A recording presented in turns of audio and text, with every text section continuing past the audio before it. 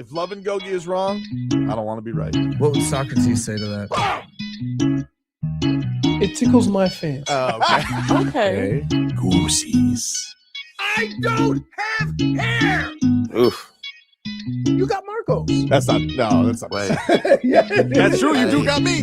Get over here, Marcus. Let me look at you. They don't want it.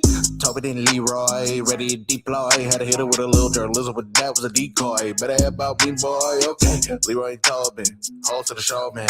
Still on the sauce with the show, and till then his half moon open. Sometimes go taste like a snowman. No proof, I'm a lie about a motor. No proof, like I always wanted him. I never hated him. I never traded him. And if I did, I never ever traded him. You know what is a star? Like under the city, the driver's side floor. Gucci a large, so many more. 10 in the more, never a bar. Hey, 10 in the more, 2 to the P. Nothing to you, but it's something to me. Handsome as ever, and cute as can be. You can watch us on YouTube with viewing for free. Hey, this one time for the Twitch.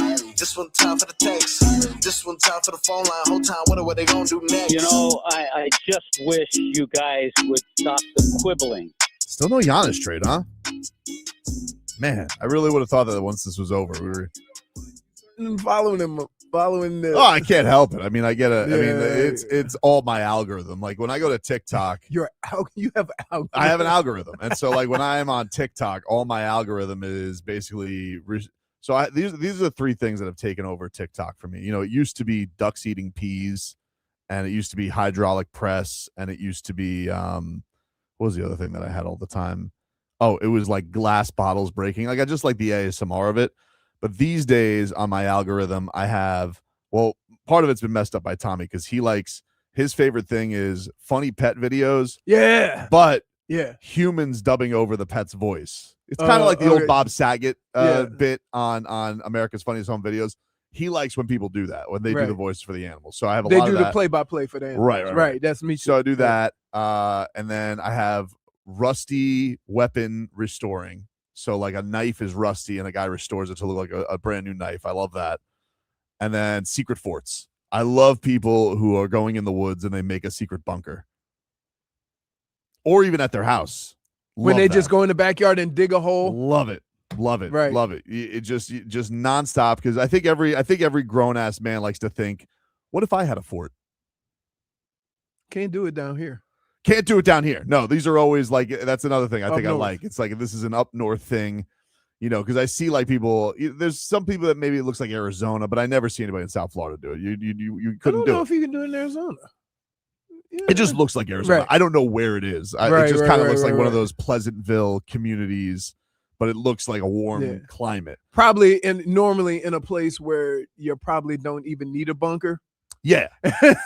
He just building it for funsies. Schmiethan says, put down the fork and build a fort. I can't build a fort. I don't like, imagine if I had to like explain that to Could you Mrs. imagine Tobin. You and Tommy? I just could picture. He's asked me to build a treehouse before. I'm like, I'm not building you a treehouse, dude. Why not? I don't know. Just like, come on, kids like tree houses, even if they never use them. He's just at that like how many more years are you gonna like that treehouse? Huh? How many more years are you gonna like that treehouse? I mean, that's what kids Plus, do. it's hot as hell. Like he's not gonna be in that treehouse. There's no Nintendo Switch in the treehouse. Y'all gonna build it with some AC. Mm-hmm. Oh yeah. Guy says, Jay Otto says Tobin's got that intangible algorithm. Maybe. I don't know. Are you claiming, Jay Gatto, that the tangibles don't like forts? I don't know. I think every grown ass man likes forts, but it may be an intangible thing. I don't know. Leroy, did you like forts? In New Orleans? Oh. No. Okay, We're gonna build a fort. We're already underwater. You do realize we're below sea level. I don't know. Well, that's why the levees were important. And we didn't have like trees like these. We didn't have very like no. Brittney, did you like forts? Did you build forts? No. No, it's not a girl thing. They don't like forts. They don't like forts. But that's what my algorithm. So, but fort is like for a dollhouse for a guy. Yeah, pretty much. But cool. Right. Like because you could be under attack. So there's like a trap door. Like there's one guy and then there's one guy that like likes to make his own meat and bread in he made a little fireplace in his wood fort underground like a troll. That'd be fun. But so you asked me, so like I can't avoid, so on TikTok that's my only escape. On X I can't help it. It's all I get. And I did my thing yesterday. Oh, I got a lot of Celtics fans mad at me. Oh, did I get them mad at me? Did. I mean, can I just tell you what a bunch of O'Keefe sensitive babies. I mean, why? The easiest fan base to rage bait. They didn't even read it right. And so yesterday they were getting all mad at me because, I was talking about this some of the rumors that have been out there and whatnot. And one of the things that was pointed out yesterday in this whole thing, let's get to our headlines, brought to you by Doral Kia Miami. At a Domino's game, you'll always find your abuelito. And when you want a low price, you save with your Pricito. Save now with your Pricito at Doral Kia. The Marlins lost 7-0 yesterday. We'll talk some fish coming up later this hour. Jack McMullen going to stop by. That guy's got pipes. Oh, yeah. He's got pipes. Yeah. I will say, very reminiscent of like 08, 09. These Phillies have been a pain in my ass. I mean, like they are the Marlins are doing great against a lot of teams. Not the Phillies. It don't matter how good the Phillies are either. I think this is just Don Mattingly revenge. Like, I don't know. They've yesterday's not a matchup I think you expect to win. You're going up against their ace. You got Gusto out there. Gusto. It almost sounds like a try hard.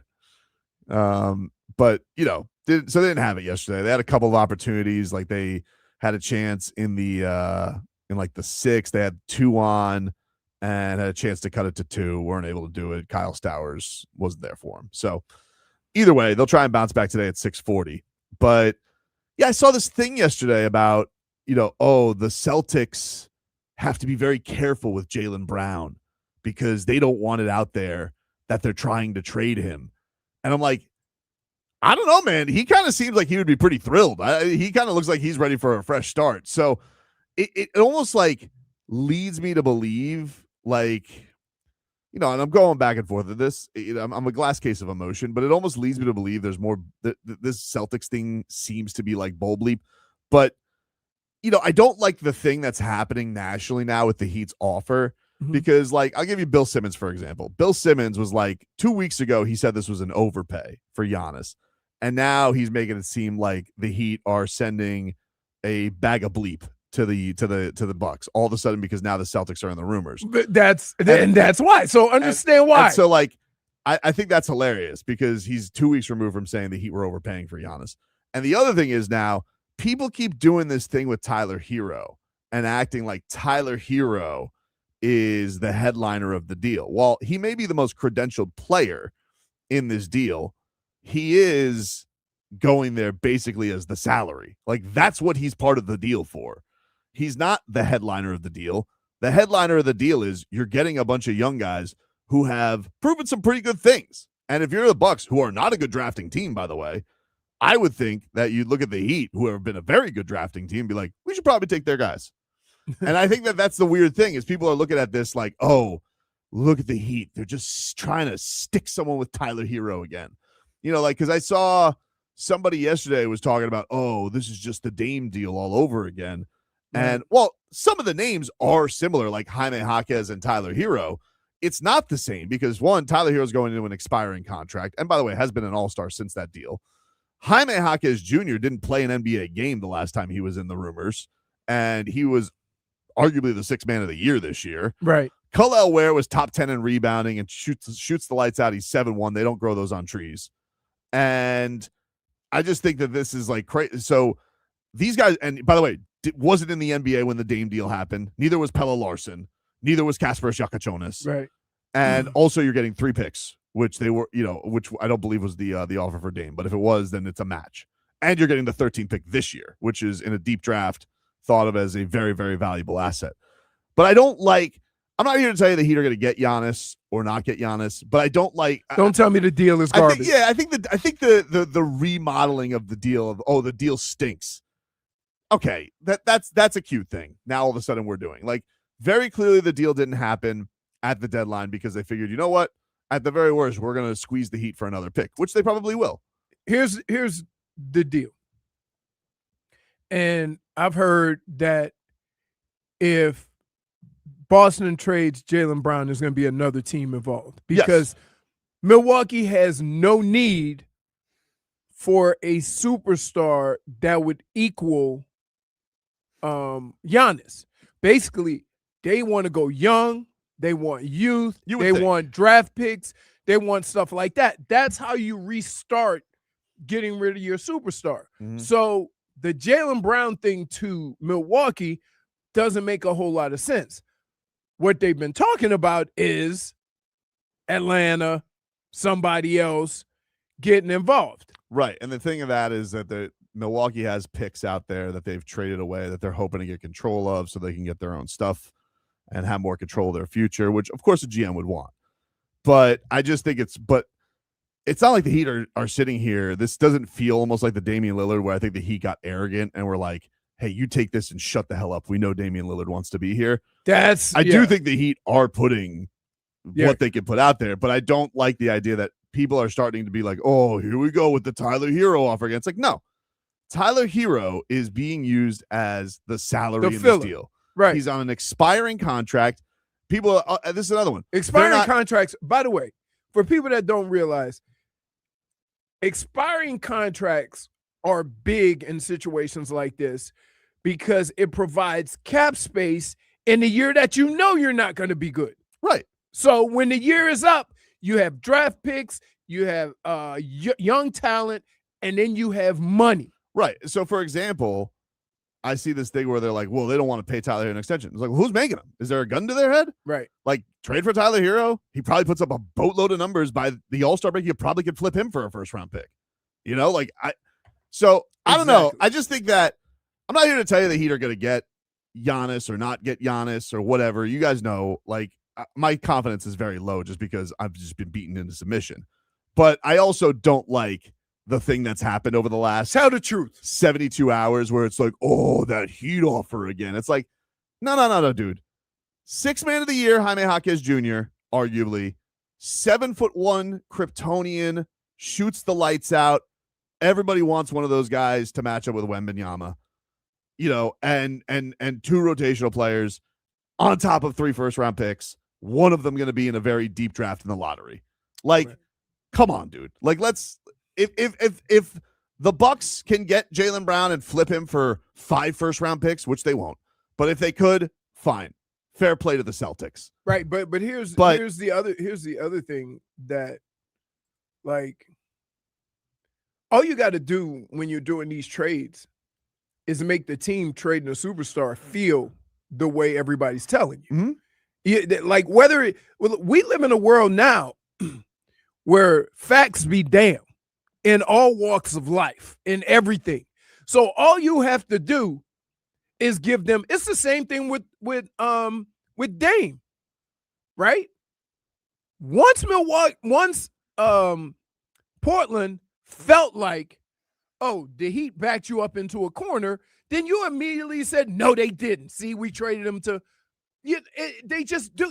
People just do that. So if what Boston is trying to do is get Milwaukee to even think like that, right?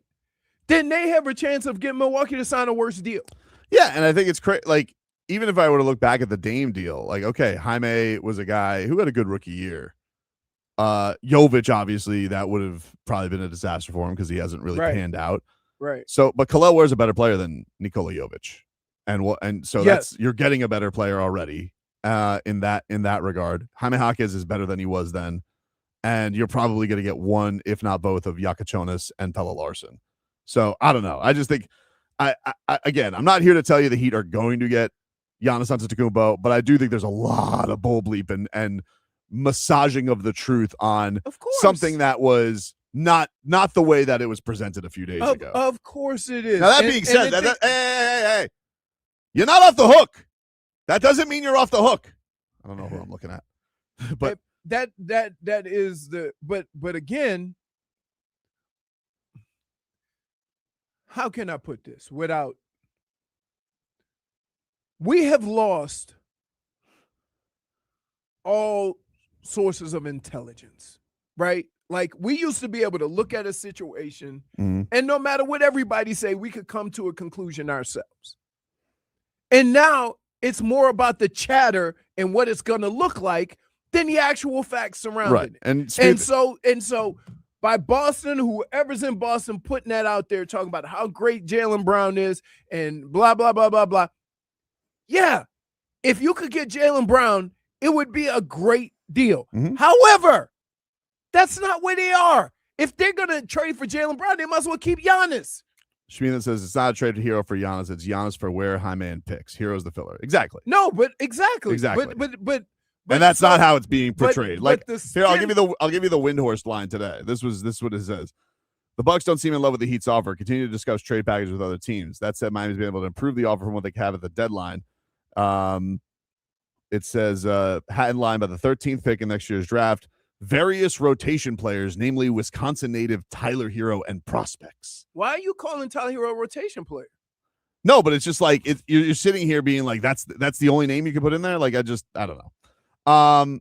Headlines. I'm sorry. Weather brought to us by Tornado Roofing and Contracting. It's the Heat's fault that everybody looks at everybody on their roster as rotation players. Yeah, it's their own fault. And I said this kind of during the year. Like if you have any interest or any thought of trading these guys, you've ruined their value by how you play them. I don't disagree with that with Khalil Ware. I think that definitely is that would definitely be the case with him, just because if people think like, oh, Spo is having issues with him. Because we look at guys and we see, oh, how many games they started? Why are they doing this? Why aren't they playing him here? Why aren't they doing that? Right. Oh, his value must be down. The weather brought to you by Tornado Roofing and Contracting, replacing roof repairs, maintenance, hurricane impact, windows and doors. Heat advisory. 87 degrees right now, mostly sunny in South Florida. 91 is the high today, and your humidity is 65%. Remember we were in Vegas and it was 7:30 in the morning. It was 95 degrees. Soupy. That was crazy. The world's biggest soccer tournament is underway. You can trade the entire tournament on Kalshi. On Kalshi, you can trade every match from the opening stage all the way to the final. 4 draws yesterday. 4 draws. That would have won you a lot of money. It would have. Coming up today, we got France and Senegal, and you may say, hey, France is the favorite, but look what happened to Spain yesterday. France is trading at 67%, so a $100 trade gets you $145 on the payout, but a draw, 22%, $100 pays out at $431. So check that on out. Messi in action tonight. Argentina and Algeria, the GOAT, scoring today. That's trading at 49%, so a $100 trade. That doubles your money, man. Check it on out on Kalshi. You're trading against peers in a live market, meaning there's no house, and the probability changes, so you can buy in or out of your position. And for a limited time, you download the Kalshi app, use the code Tobin to get $10 when you trade 10. Kalshi, Kalshi. Trade the beautiful game. 18 plus only. Restrictions and eligibility requirements apply. Event contract trading involves risk and may not be suitable for all investors. Prices, values, and available markets may differ from those mentioned. For more information, see Kalshi.com/regulatory.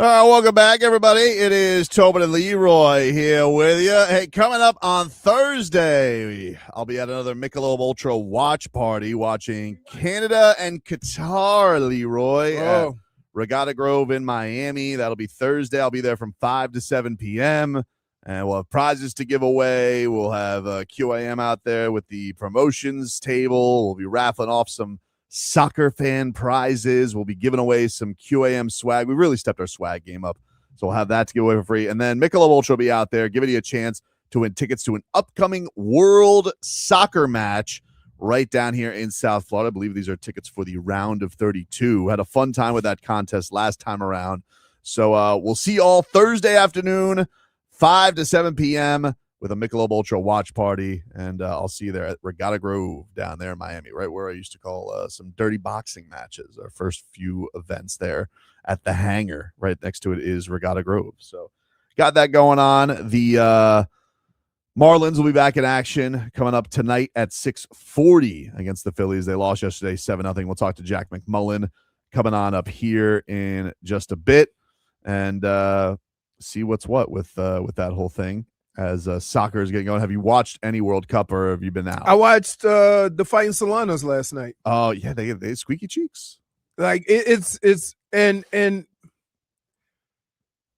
weird because for me as an amateur, right, a novice to the sweet science, the sweet sport, beautiful game. Beautiful is that game. What you're doing? Sweet science is boxing. Yeah.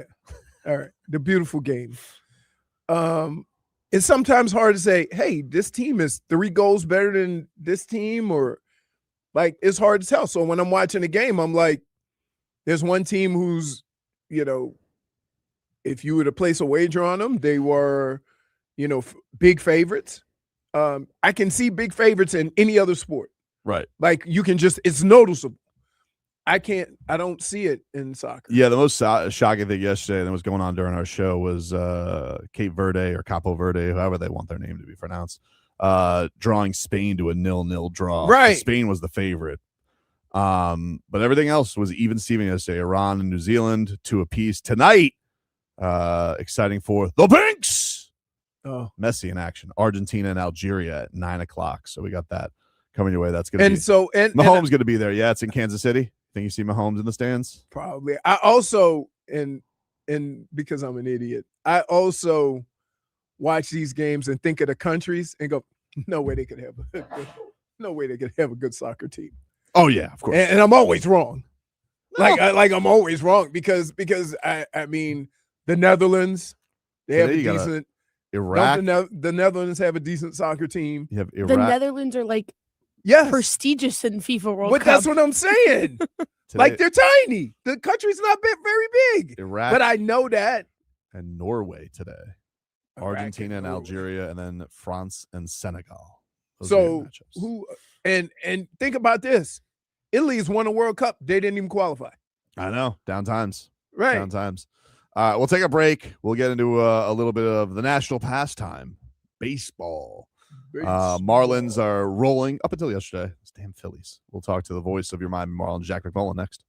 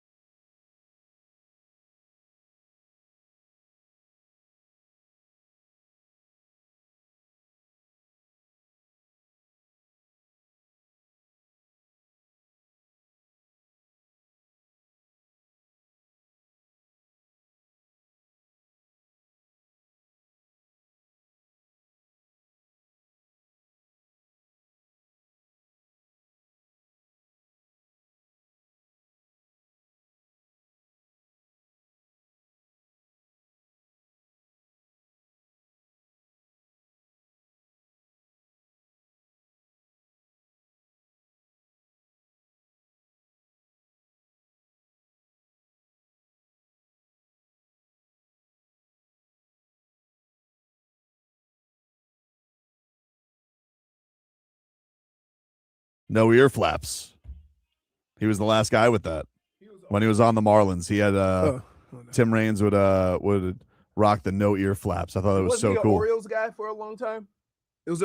Was he on the? I always remember him on the Expos. Tim Rock Raines. You might be right though. I think he played for a bunch of teams. But yeah, you were talking about hit streaks going on.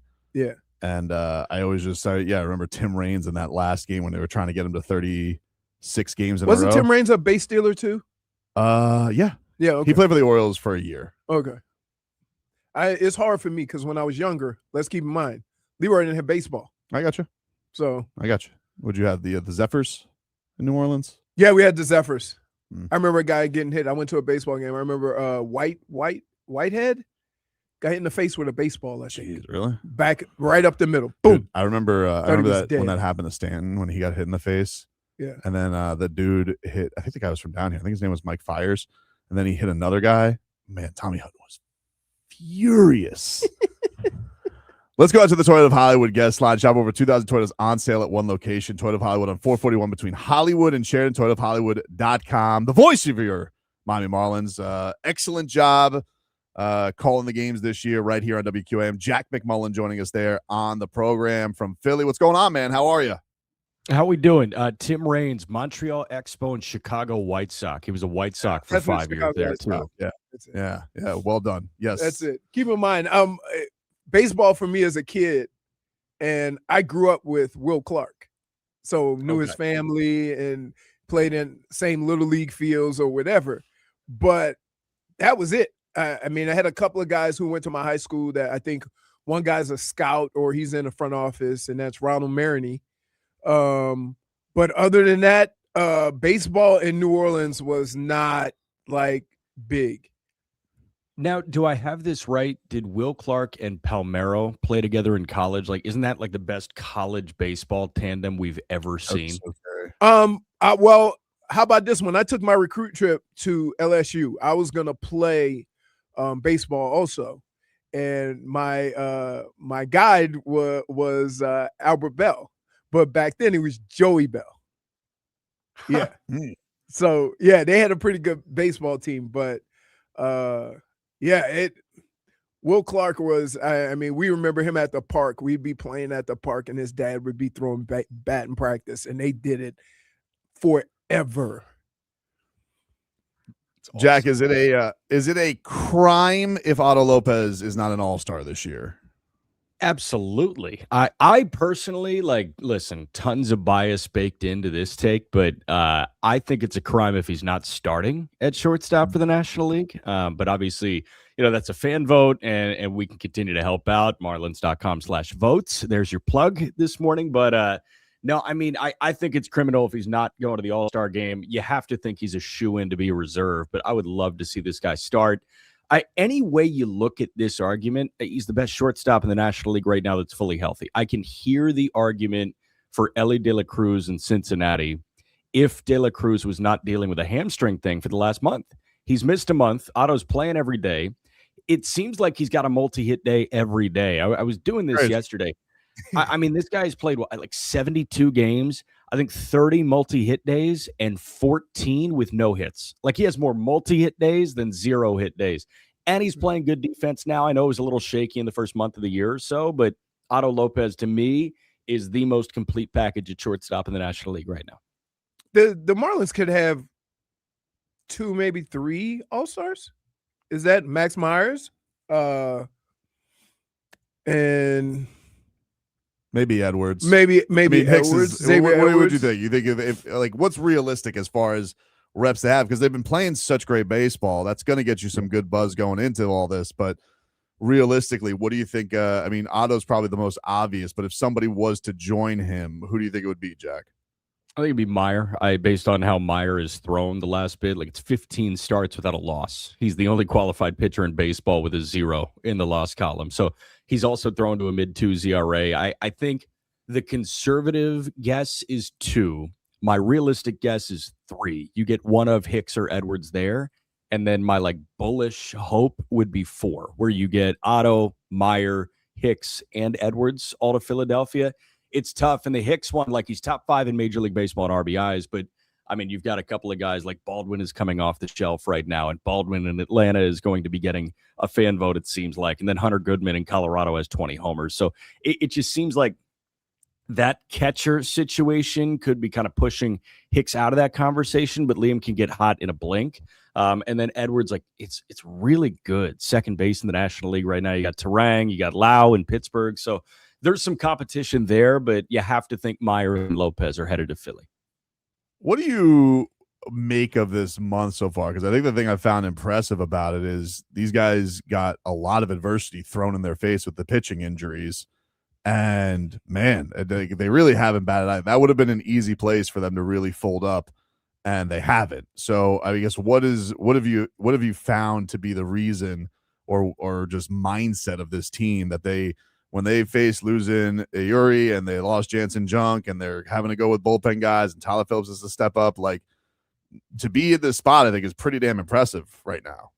Yeah, to be honest with you, dude, like I told Steven during Marlins on Deck yesterday, he asked, is this the way you thought the wins could come together over the course of 12, 13 games? And I said, no, honestly, I didn't think so.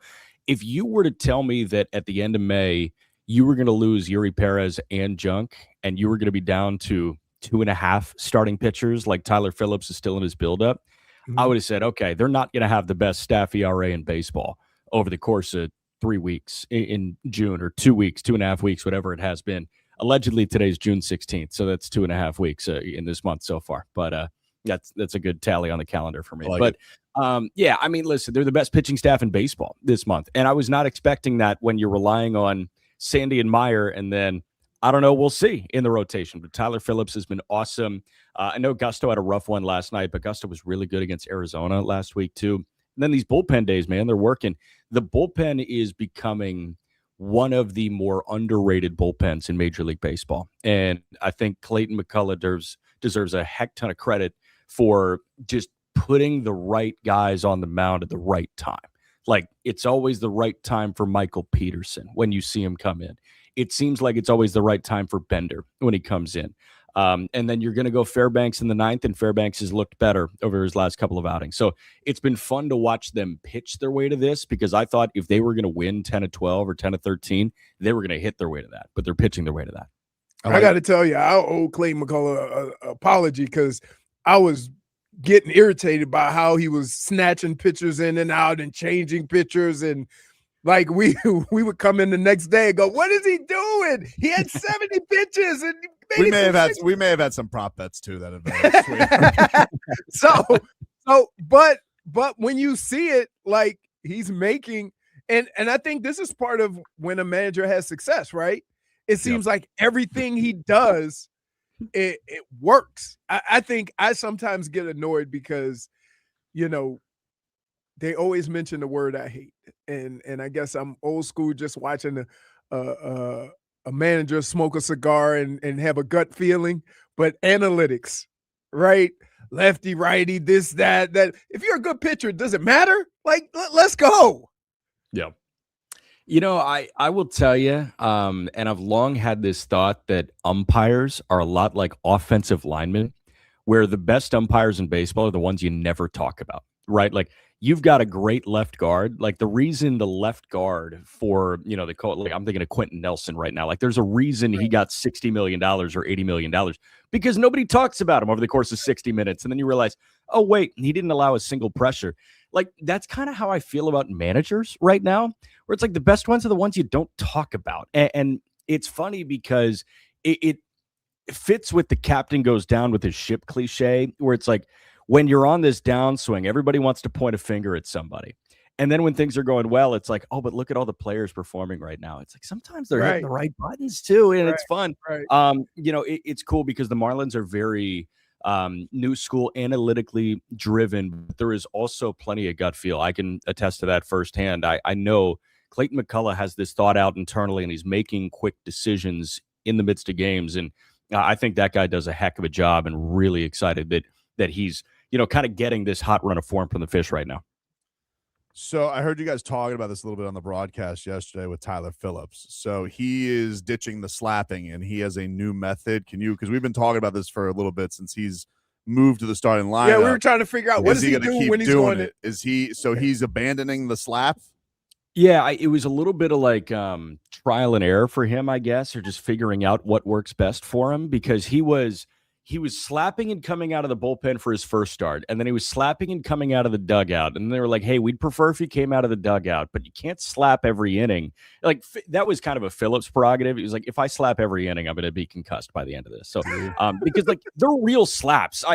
I thought at the beginning when he started doing that, like midway through last year, I was like, oh, this is a bit. And then you would zoom in on his face and you see like a red handprint. I'm like, oh my gosh, he's actually doing this right now, huh? Now I don't think he's doing that, but it's classified info. Like, he's got this poster and he doesn't want to share with the media. And he looks at like this poster when there are 2 outs in the half inning when he's going to go back out. So I guess he's just finding a way to flip the switch. I don't know what that is, but allegedly it's not slapping himself in the face anymore. It's this poster hanging in the tunnle right behind the dugout. I was about to ask you, I was like, where is this? Does he have a binder? Like, what the hell? You know, somebody's going to find out what that poster is. Of course. Yeah. Of course. Stumble in, I got to go to the bathroom, take a photo. Yeah. we got to figure this out. Like, what is this? I love a guy who's got strange quirks and ticks, but that is something. Like, look, he's been impressive. I think that's the thing is it's such a different thing. You got to amp yourself up and you have this wrestling persona, but then you have to cruise through a game where there's more ebbs and flows. There's got to be a different adjustment for him. Yeah, 100%, man. And like, I think what he's trying to do is get it a little subdued. Like Daniel Moskis, the Marlins pitching coach, mentioned to him, he would like him to effectively clock in and clock out for each half inning, where it's like you're not, pent up and angry the entire time. You can do that when you're throwing an inning or two, but when you're throwing 5, it's just like not a good way to live. But there are guys that, can kind of tap into that over the course of their start. And like, I think about Skeens in Pittsburgh. Paul Skeens, I remember his rookie year and even last year, was ripping like shots of honey in between every half inning. Like, he was just keeping the sugar up. Like, there are things that you can do, and some of it could be placebo effect, but at the end of the day, man, like, he's going to figure out what makes him tick over the course of a start, and he's up to 80 pitches, and he's looked really darn good doing it too. You got any weird superstitions like during a season? Are you keeping anything like even as a broadcaster? You keeping the mojo going? You got anything going on? So, total broadcast dork thing for you here. So we've got 162 games. Last year I probably did it like 100 times. This year I'll probably do it like 80 times. But whenever I feel like I don't have all of it there vocally, I take 2 Hall's cherry cough drops and I put them in like a plastic bottle of water, shake it up, dissolve it, and between every half inning I take a little sip, and it's like you're drinking a cough drop. And that's what I got for you. Is it uncouth these days? Like back in the day, you had these guys who would just rip shots, like the whiskey would keep the voice strong. Like, as coming up as a young broadcaster, did they take that out of the game? Like, Bob Uecker style, where you're sitting there with the bottle, because you just, like, it's just old school mentality baseball. I mean, no one's ripping cigarettes in the clubhouse anymore, but like, is that beaten out of broadcasters these days? Yes, and I won't say unfortunately or fortunately, but after this, I'll put together a list of everybody that I would get in trouble with if I did that, and I'll shoot it your way. But I would assume some of them would be the Odyssey people. It's like, we can't have this happening right now. But you know what? Talk to me in 50 years, and we'll see if the Harry Carey cycle comes back in baseball. I mean, bunt is coming back, so why can't the beer in the booth come back? It does do good for your voice though. Like, I had my buddy, we were doing a weigh-in for fighting, and he was really like freaking out about his voice, and he's like doing the tea and all this type of, and I have this mentality, Jack, tea sucks. All right. Nobody likes tea. You just do it as like a professional thing. You think it helps your voice. But I told him, like, hot toddy, baby. I'm telling you, dude. I told him, I said, hey, you're going up there. You got to get this crowd ready for this weigh-in. Go rip a shot of whiskey beforehand, and you're gonna be good. And he goes, my God, that worked. I'm like, of course it works. Sometimes the old school method works. Hot toddy. Hot toddy. My grandmother, we used to go over my grandmother's house with the cough all the time. She said, what's something about the old baby, let me make you a hot toddy. She put the honey, the shot of Jack, squeeze a lemon, and we like, yeah. And all of a sudden everything feels good, right? It's not just the throat. It's like, oh, that little headache is gone and all that. I hear you. What do you your throat is coated real nice with the honey. Oh, perfect. What are you binging on the road? Like, what is the go-to entertainment for yourself when you're trying to wind down from baseball? You watching that Love Island? What do you got going on?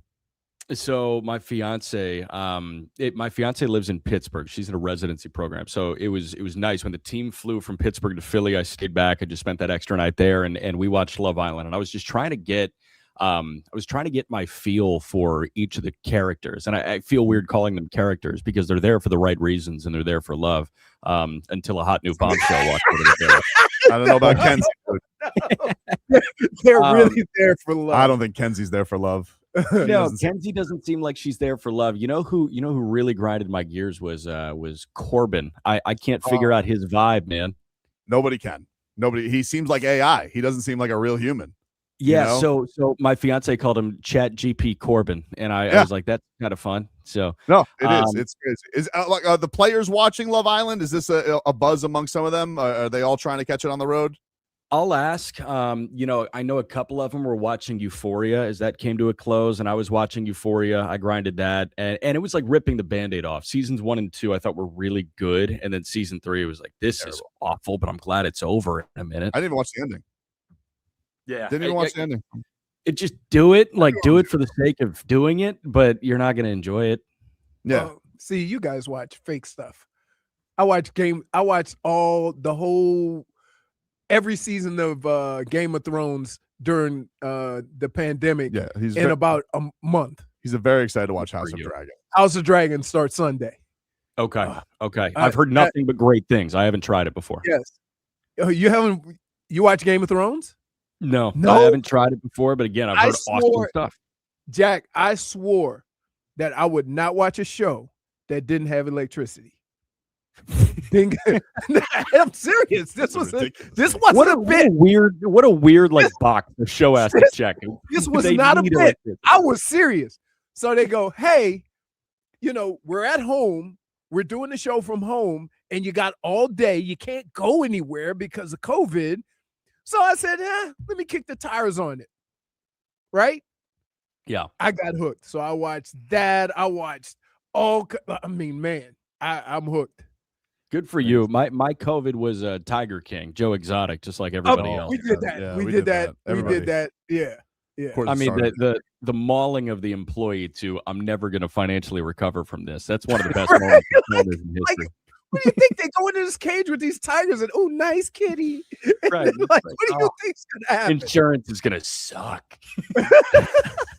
Catch Jack McMullen on the call tonight. Marlins and Phillies, game 2 of their series, 6:40. Steven Strom will get you ready with Marlins on deck tonight at 6. And you can listen to that right here on WKM. Jack, appreciate the time, man. Thanks so much. Thanks, Jack. No, appreciate you guys.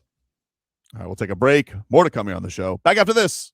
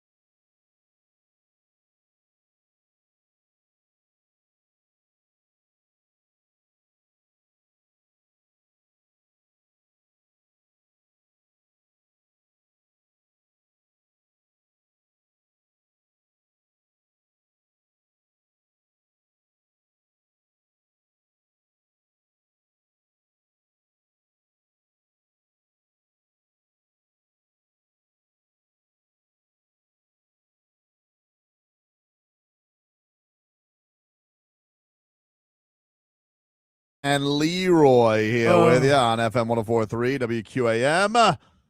Thank you to Jack McMullen for stopping by the program. Always fun. Always fun to talk to Jack. I am disappointed, though, that baseball broadcasters not allowed to throw back the whiskey like they used to, I mean, listen. It's kind of like players, that's just too, My rookie year in the NFL, there was a couple of guys that smoked cigarettes at halftime. Yeah. Like. Just taken out of the game. Yeah, then times are changing. We also used to have 3 cases of beer on the plane. Wow. Like then they ended that because too many guys were getting DUIs. I'm like, how could the flight was an hour and a half? How could you get that plastered? Celebrate the summer of soccer with WQAM this Friday at our home, the Citadel in Miami, starting at noon. Every hour, one lucky fan gets a shot to win up to $10,000 in our Soccer Kick Challenge. Enjoy complimentary global food samples from Wild Fork, Cafecito from La Llave, rooftop vibes with Al Capone, and get to meet Heat legend Udonis Haslem aboard the Hard Rock Bet bus. Plus games, giveaways, prizes, and match day excitement. Come for the soccer, stay for the vibes. The Summer of Soccer at the Citadel in Miami this Friday at noon, sponsored by Michelob Ultra, the official beer of FIFA World Cup 2026, by La Llave Smooth Espresso, by your South Florida Chevy dealers, by Al Capone Sweet Hand-Rolled Cognac Cigars, Wild Fork Neighborhood Meat and Seafood Market, Hard Rock Bet Sports, and by Verizon, an official sponsor of FIFA World Cup 2026. So that's coming up this Friday. Leroy, can we have a weather update brought to us by Tornado Roofing and Contracting? Storm season is coming. Make sure your home is ready. Get a free roof and window estimate today. Visit tornadoroofing.com. Well, let's start this off right. It's hot as hell. Hot, dude. It's hot. Mostly sunny. Light winds. See any planes? No, I'm looking for planes. See planes. I mean, the airport must be slow. Gas too high. I would say winds are coming out of the east. See Chado Chisenko. Oh, no. Look. Winds might be coming out of the west. See the plane? Oh, there it is. Or let's be clear. It could still be coming out of the east, but it's so light that they still come in from the east. Potentially. Yeah. So I'm not going to say one way or another, but it looks like it's coming out of the west. I would just go ahead and say that. Although you can't really tell because nothing's moving, which makes it seem even hotter. I would always expect a shower in the evening this time of year. I'm about when everybody's on their way home, so be safe. Other than that, the index is going to be over 100. So everybody stay hydrated, champ. Got to stay hydrated, champ. Headlines, those are brought to you by Doral Kia Miami. At the Domino's game, you'll always find your abuelito. Ooh, big word for me, dog, in Spanish. At a Domino's game, you'll always find your abuelito, and whenever you want a low price, you save with your Pricito. Save now with your Pricito at Doral Kia. Tangibles. Marlins get shut out by the Phillies yesterday, 7-0. They're back at it today. 6:40 is your first pitch. Thanks to Jack McMullen for stopping by. Brendan Sorsby.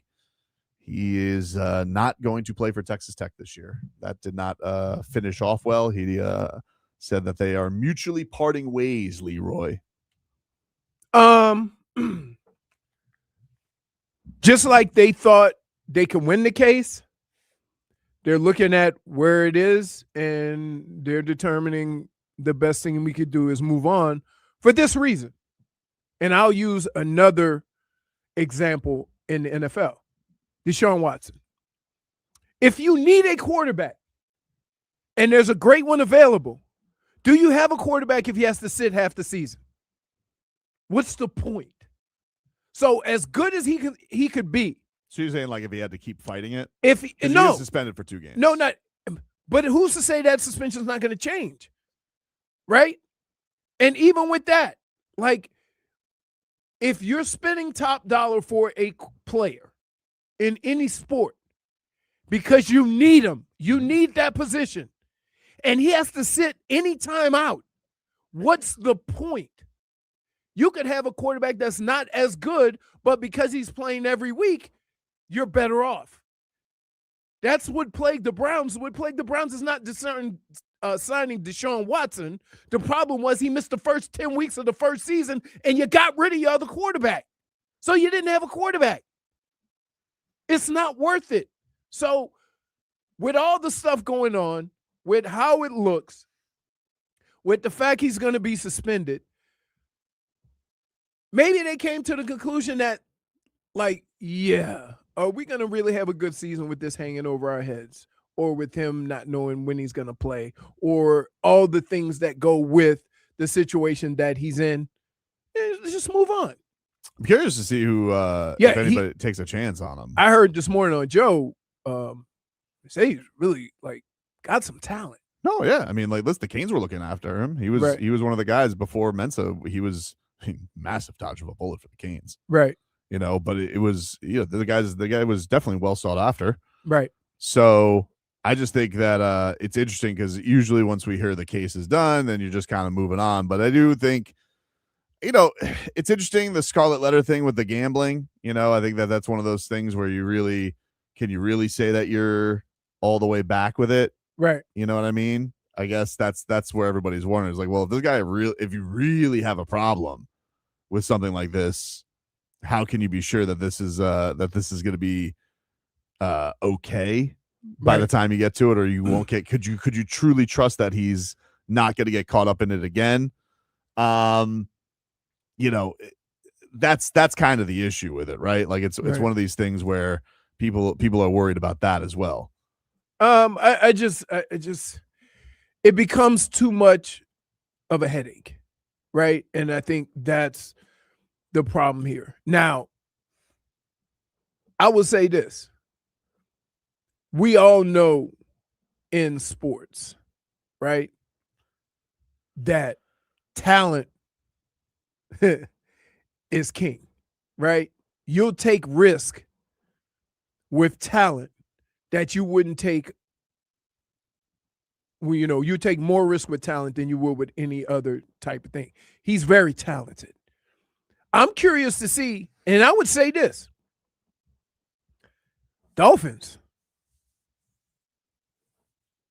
Throw a fourth, fifth rounder in there. Yeah. And take a flyer on him, because that's where you are. That's where you are. And I wouldn't have a problem with it. Oh, I definitely wouldn't have a problem with it. I think there's going to be a lot. I think fourth or fifth round, you could say, even if he's a knucklehead, we didn't lose nothing.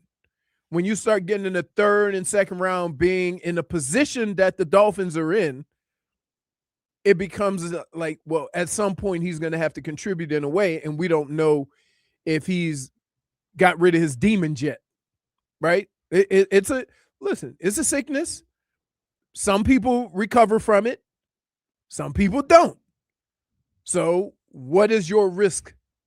Evan 11 says, why would the Dolphins take a flyer on a dude with a gambling addiction? Again, I started the conversation off by saying talent is king. We have taken, but I'll give you a perfect example.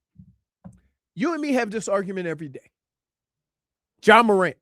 Oh, man. We have the argument every day, and what do I say to you? And you say, for the cheapskates. Yeah, that would be right? fun.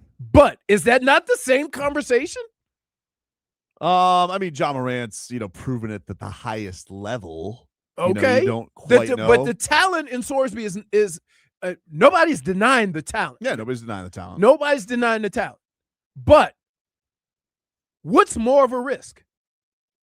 The Heat with John Morant or the Dolphins with Sorsby? Because I would say a fifth rounder and taking a flyer is no risk. Right. I think the thing is, I guess the question is going to be, with a league worried about like character issues with that, like what is the about? But if you told me John X. Sullivan was going to do it and it be like his fourth the line, is third like the most you would go on it, because the way the supplemental draft works is whatever you give up you lose, right? That's the way it works. So you don't get that pick. So you lose that pick next year. And it's a blind, it's like a what is it called? Like a blind draw? No, when they do the at the charity events. Silent auction. They do it silent auction. So you don't know what So you put in a bid. Let's say the Cardinals also bid a third, and you bid a third, but if their pick's higher, then they get them. Right. Correct. Interesting. So whoever has, and I'm trying to think of how it goes. I think it goes from previous year. Oh, yeah, I would think it would be whatever the draft was, right? Right. That would seem to make sense. So yeah, that's interesting. Very interesting. Very interesting. Very interesting. We'll take a break here on the program. We'll continue to follow this Giannis fodder. The Celtics, I don't know what the hell they're doing. Back after this.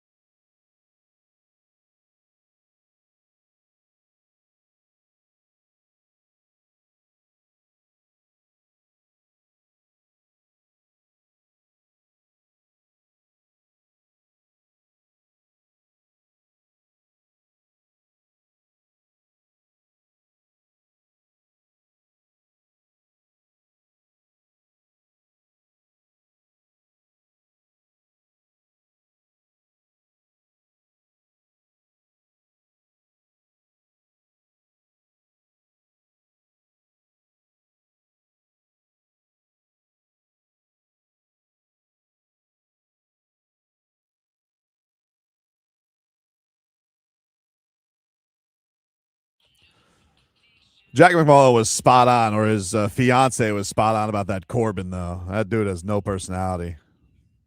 But he's got that Kenzie wrapped around his finger. Tell you that much.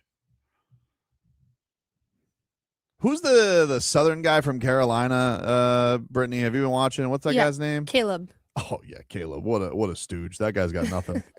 He's sitting on the sidelines just letting his lady be taken. But I don't even think that Kenzie likes Corbin.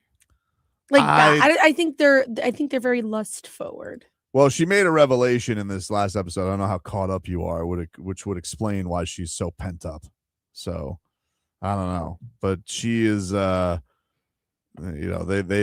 snuck away yesterday. Now I don't know what's going to happen with Melanie when she finds out. She's probably going to lose her mind because she seems like she's going to be left at the next recoupling empty-handed. So I was kind of sneak watching, and somebody got kicked off.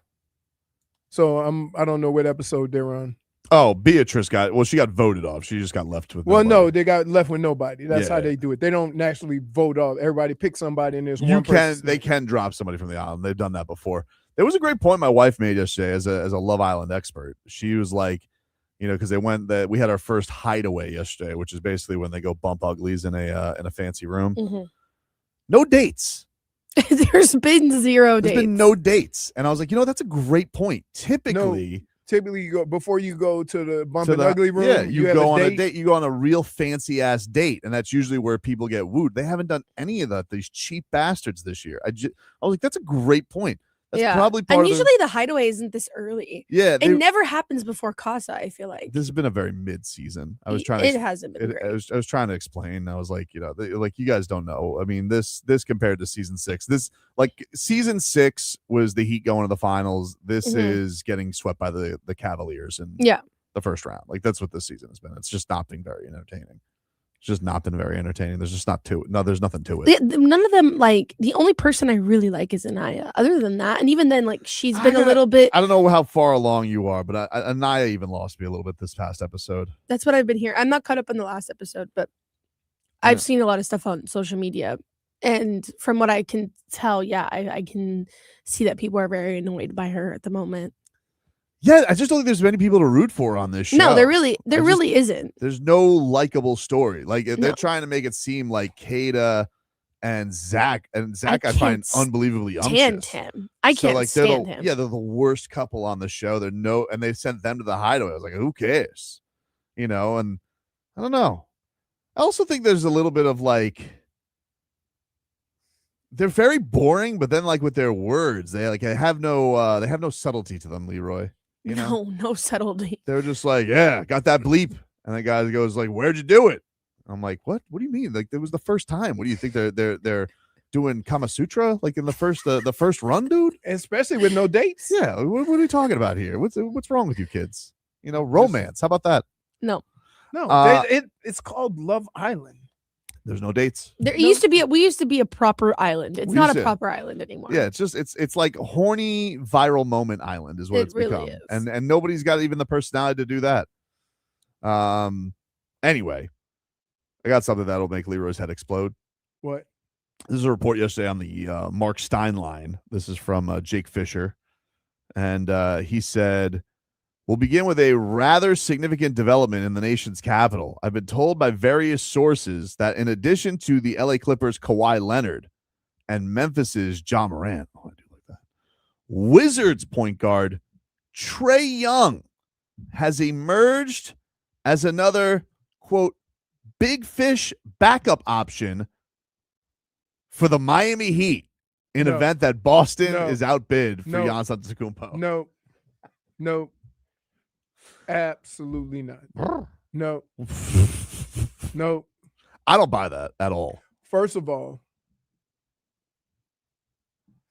we've already had an issue with the traffic cones, the Olay twins. Oh, man. This guy's the Olay king. That's what we're going to do.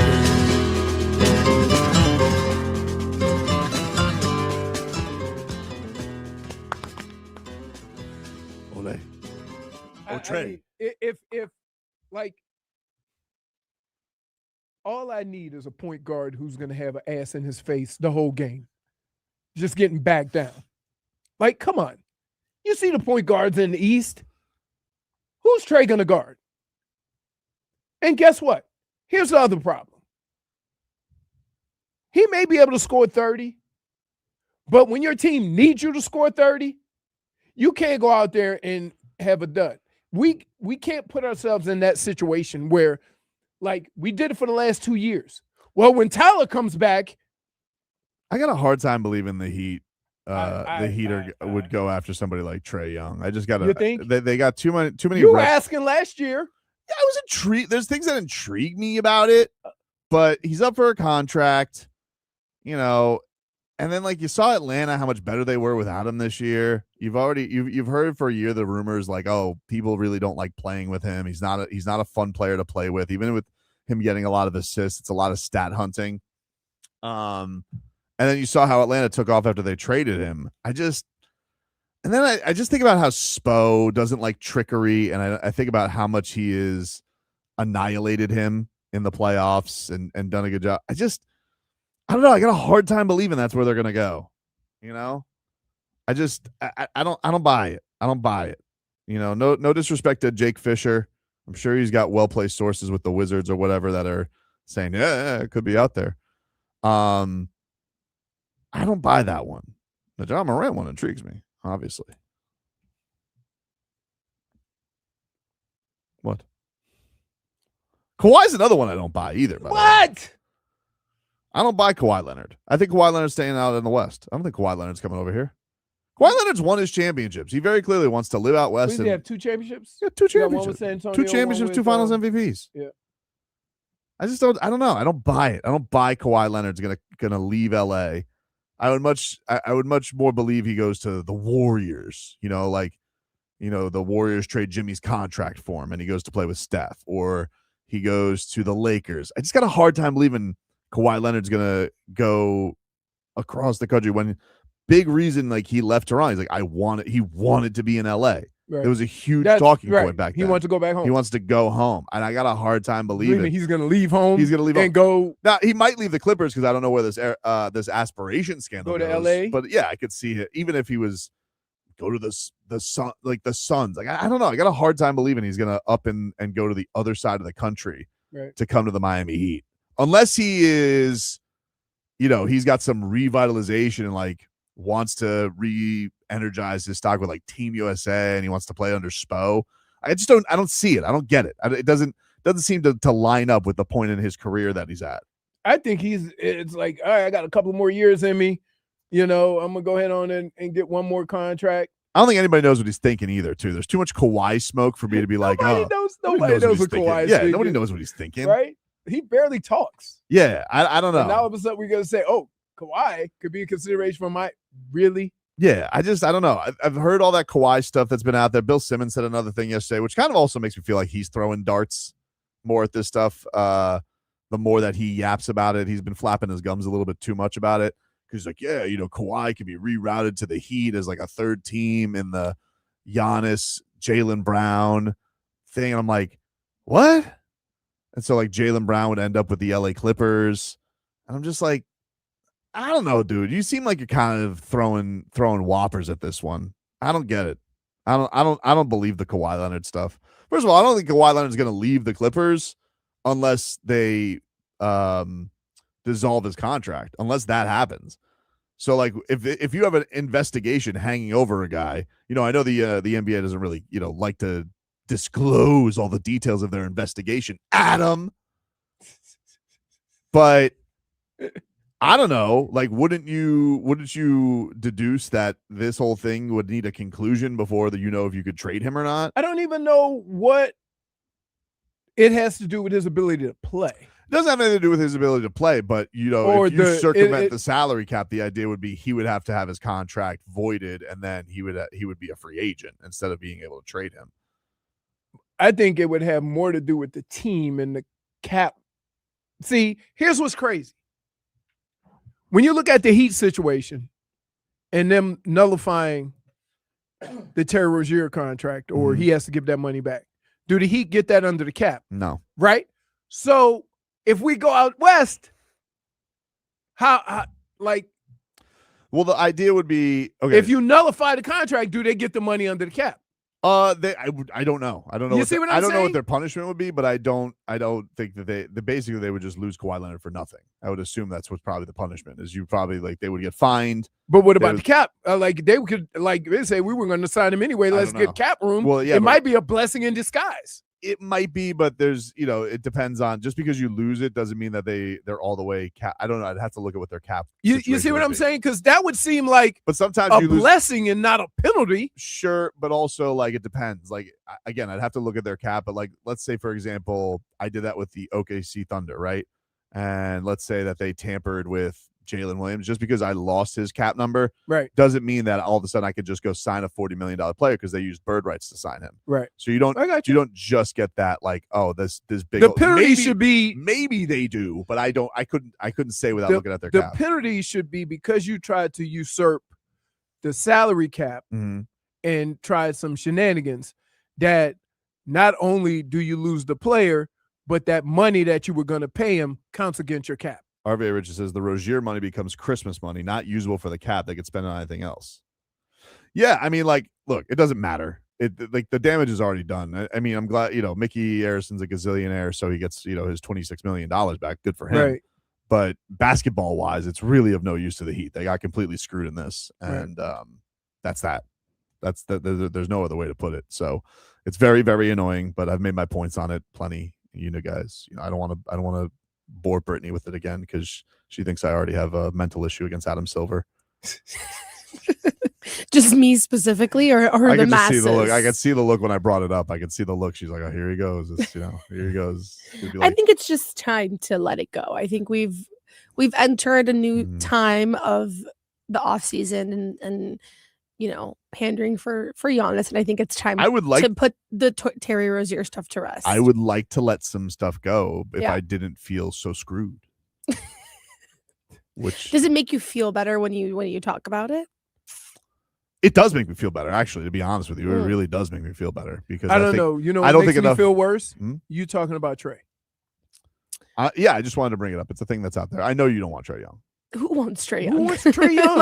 I don't know. That's why he's literally on the Wizards for that reason. Nobody wants Trae Young. If you're on the Wizards, why are you making it sound like I'm the guy that is being crazy here? No, I don't think you're being crazy. Nobody wants Trae. I don't. He's right where he belongs. With the Wizards. With the Wizards. He's right. Yeah, you're right. Because they're the same team. Remember how many times they extended what's his name? That Bradley Beal. Bradley Beal. We were you would say, ooh, Bradley Beal, sign the extension. That guy ain't playing basketball. I thought it was shocking. I saw reports last week that he was going to get a 3-year extension with them. I was like, for what? With who? With the Wizards. Oh, Trae Young? Yeah. And I was like, really? That's what's ruining basketball right now. What's ruining basketball is why soon as there's an opportunity, everybody goes, where's my extension? Right. And I'm like, why do I you ain't even been playing basketball. You've never been on my team. What am I signing you an extension for? Football's different. Like if you're Giannis, obviously when the Heat trade for Giannis, the Heat, it's coming with the idea the Heat are giving Giannis a $300 million extension. Like that's, but he's Giannis. He's not Trae Young. He's Giannis. I mean, my problem is that everybody that does this in football, you can sign a contract this year, have a raggedy season next year. We got to talk. You got to renegotiate. We get some of that money back. We gonna redo your contract. Where because this money's guaranteed, I don't know why these teams are so hell bent on re-signing a guy for an extension 2 years or a year down the line. I'm with you. Like, it's crazy. I'm with you. We'll take a break here on the program appropriately. Coming up next, the damage is done, my friend. Back after this.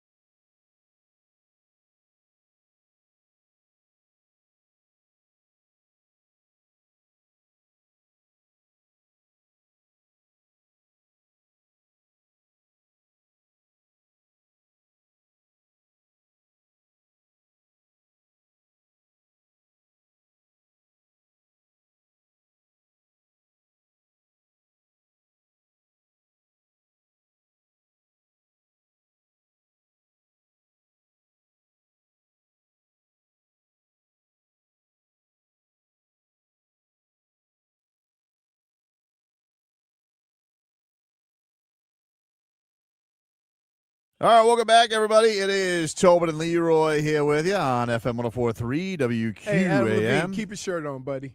Remember the halftime show? He did the halftime show. First thing he did was take a shot. No, leave it on. You're $150. Supposed to have muscles. Crazy, man. I hope this Giannis thing gets done quick because I'm tired of hearing about your second options. Why? They're terrible. All right, well, we better get used to some second options if we don't get them. Think positive. What? Think positive. When do you do that? I always think positive. Okay, dude. I keep it real, but I think positive. Dude, okay. Your out ramp on things cannot be I keep it real. I do. It is what it is. You the reality, no. You went at a Flanagan's employee for showing you your order was right. No. That's not, no, didn't have a problem with that. I had a problem with my open food out there with everybody, germs and crap.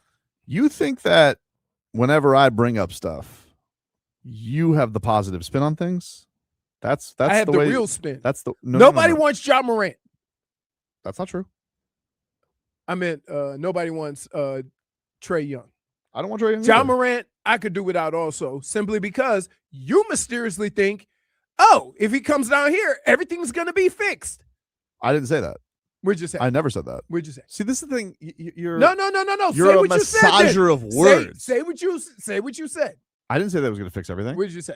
You say, oh, he gets down here and gets to the culture. I'm just saying, I think I believe enough in the organization as a safe haven and a harbor of talent that if he comes down here, it could work out.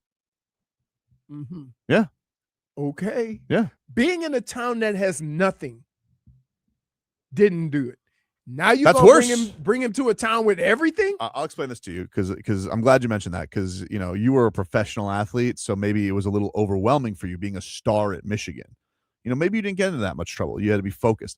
Let me tell you something about a little person named Brendan Tobin, I wasn't that little, but let me just tell you about a little story about a person named Brendan Tobin, who was a president of fraternity at a very small college. You got kicked out! Exactly, dude. You want to know why? Because you partied all the time! But do you want to know why? Why? Because there was nothing to do.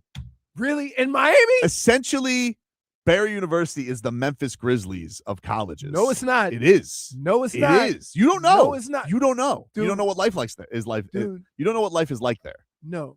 Here's what happened in Barry. You guys want to go to South Beach? No, we could just do it here. So that's how it happens. Yeah, that is how. Okay, but you got South Beach right there. It's not right there. It's not. It's a bit of a trek. It's a bit of a trek. 20 minutes tops. It's not close. That's not close, dude. When we wanted to go and have a couple of cones, we had to go to Windsor, and that's 45 minutes away. So they knew my name. Windsor. They knew your name in Windsor. We went a lot. All right. I'm just saying, you were crazy. I'm telling you, Miami's got 100 times the distractions as Memphis. There's so many places, and we're so used to the famous down here. He's not going to be able to be in the same. He's not a big fish in a small pond there. Like you're doing gymnastics right now. I'm not doing gymnastics. No, you are. I'm not doing gymnastics. No, you are. Well, you can. Every time he came down here, you would say, "Ass trying to assemble." There have been. What you think's going to happen when he lives here? There have been more here? Memphis Grizzlies to get in trouble than there have been Miami Heat players. Oh, but when they get in trouble. Okay. We have two of the most infamous stories of getting in trouble in NBA history. Where?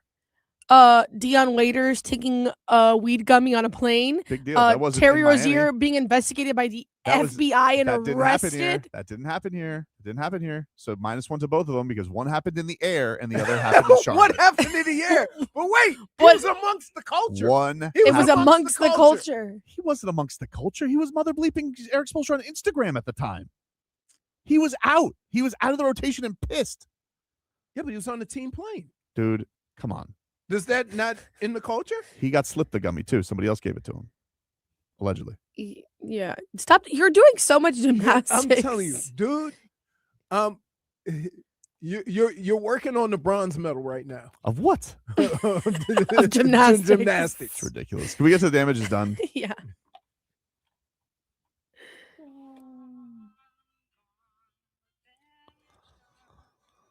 My damage is done. Goes to Leroy for just telling absolute whoppers that he's always positive. I mean, ridiculous. I've never heard of a more ridiculous statement than that. Like, honestly, what did you give up the truth for the new year? Like, what the hell are you talking about? You are the biggest Debbie Downer when it comes to summer rumors that there ever is. No. See, what you do is this. You come out with this whopper of a story that's not even close to reality. And then when I say something to try to keep it more realistic, you say, I'm a hater. That's not being a hater. That's keeping it real. What's more realistic? What's more realistic? Yeah, what's more realistic? About what? Just another option besides Giannis for the Heat. Not Trae. Don't even mention Trae. I didn't want Trae. I would say Ja is a possibility. Okay, so you agree with me? No, see, and that's why. That's You've why. been You just Do you agree with me? Do you understand why I can never agree with you? But you just did. Guess what? But that's the reality of it. That's the other option. Then we're on the same page. No, we're not. Then we're on the same page. I don't agree with it. I'm just telling you that's the reality of the situation. Whatever. You can not agree with it all you want. The point is you agree with me. No, I don't. Okay. I said I don't like it, but that's the reality of the situation. Keeping it real. All right. So are you more positive or are you a real keeper? Both hand in hand. Okay. Like, I tend to look at things a little more on the positive end than most. Like with the Dolphins or with football or with basketball. But I still got to call it like I see it. You're something. What? I don't think you realize what the reaction right now is on the chat. What? Me? Yeah. No. The only reason why. Wait. Yeah. Dude. This is the honest truth. And to the dumb people on chat. Okay. Here's the only reason why you think I'm negative Nancy.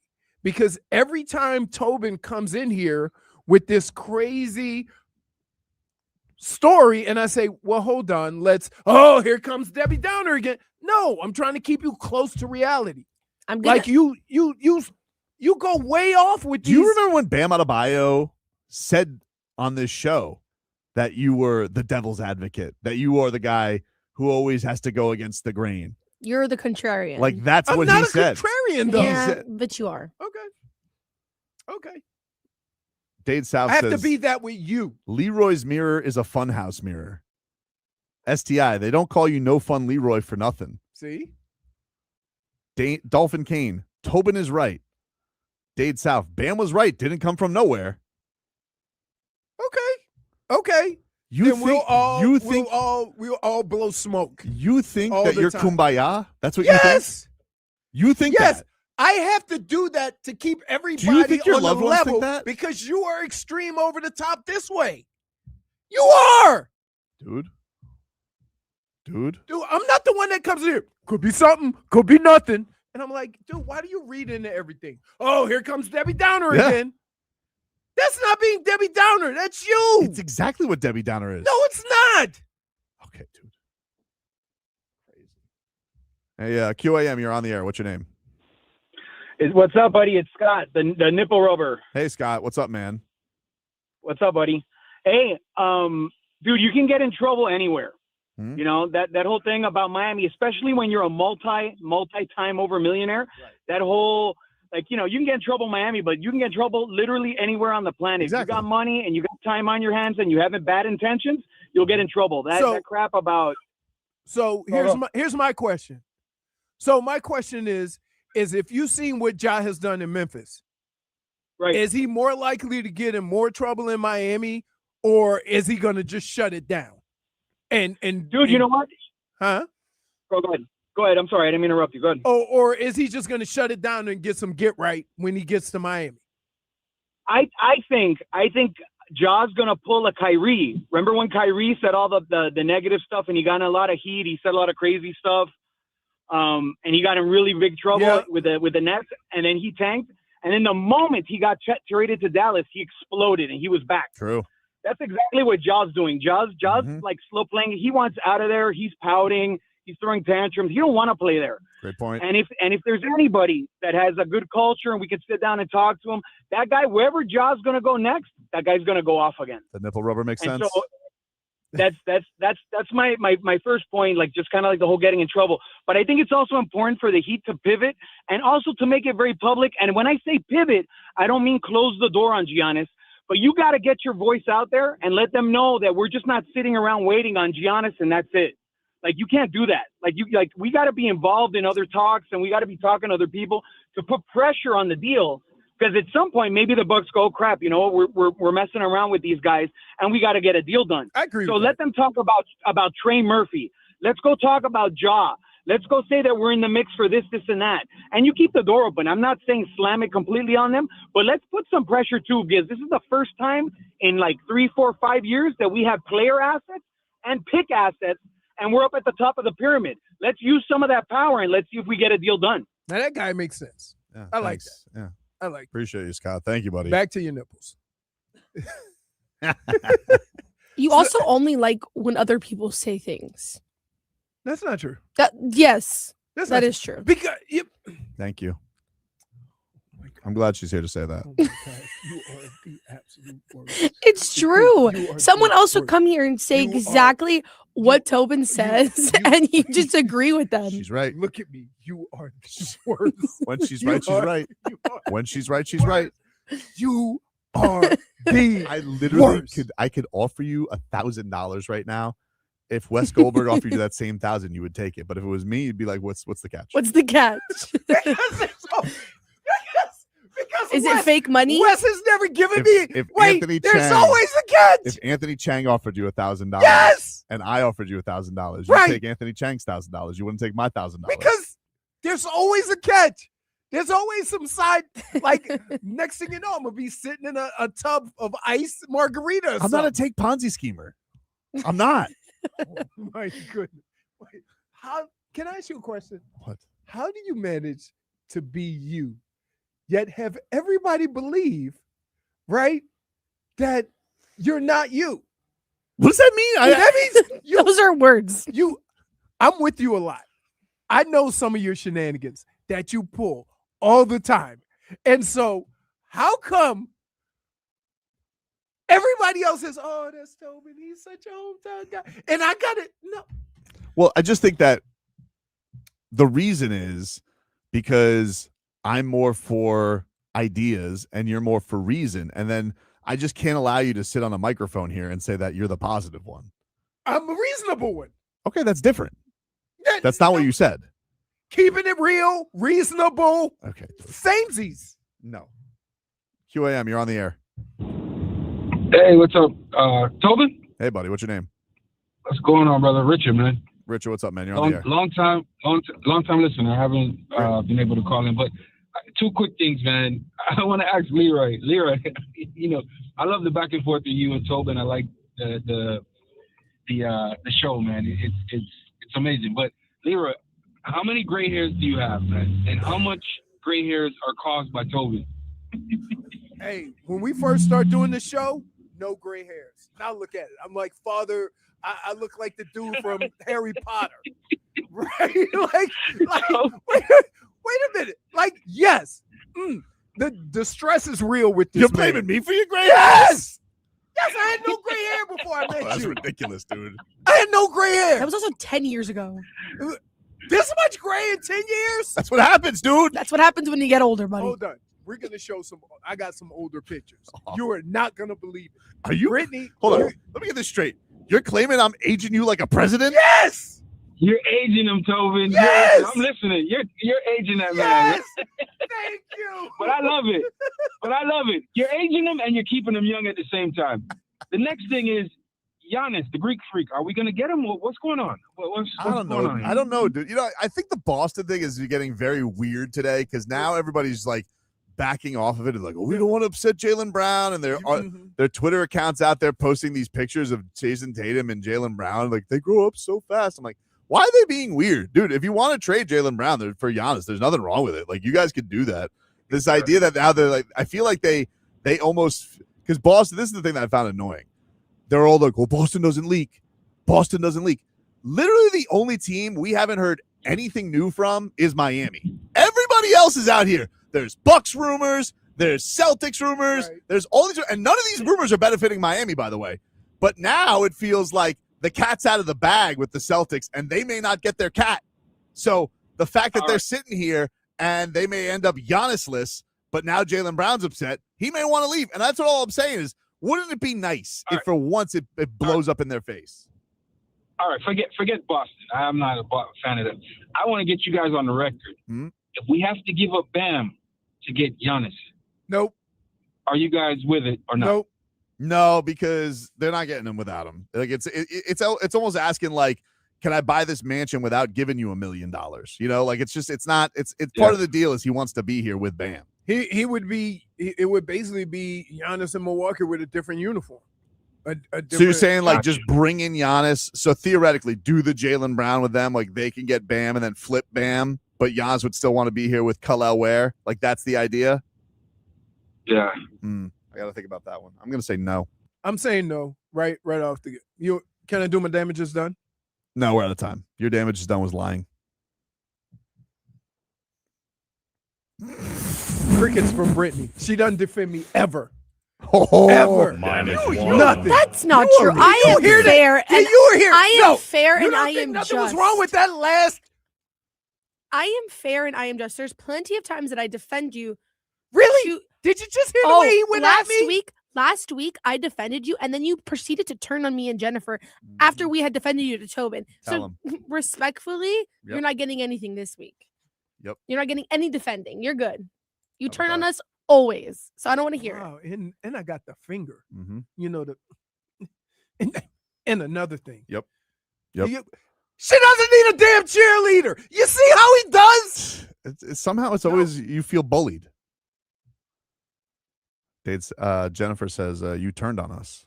No, I didn't. That's what she says. Oh, now Jennifer. It's true. You turned on us last week, and I feel like I'm very fair and just. I defend both of you. Mm-hmm. I play devil's advocate. Mm-hmm. So I don't want to hear it from you. All right? Fine. Damage is done, dude. On the island here, and there's no love. Yeah, that's the point. Take a break. We're back after this.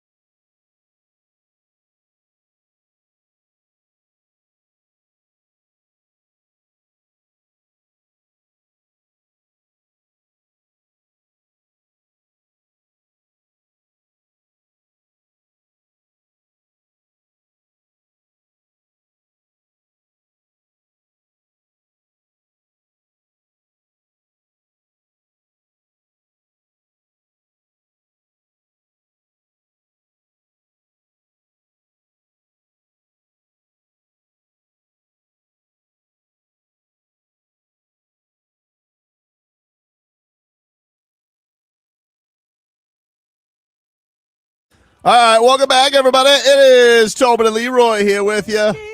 FM 104.3 WQAM. Very good. Who is this? Calvin Harris and Rihanna. Yes. Oh, I love Riri.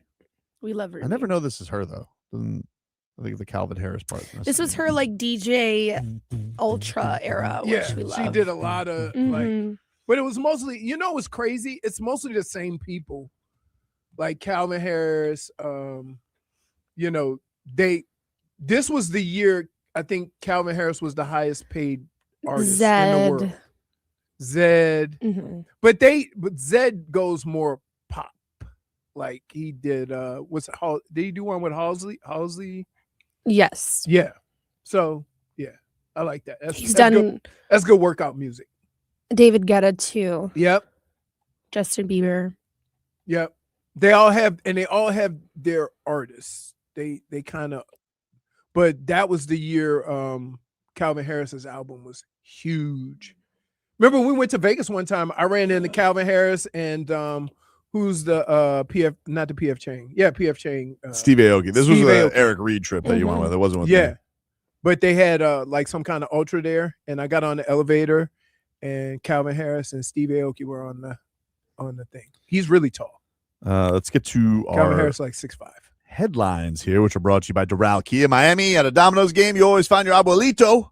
When you want a low price, you save with your Pricito. Save now with your Pricito at Doral Kia. The Vegas Golden Knights have just tweeted out that John Tortorella will not return as the team's head coach next season. They have tweeted That was out, the whole plan, though, right? Yeah.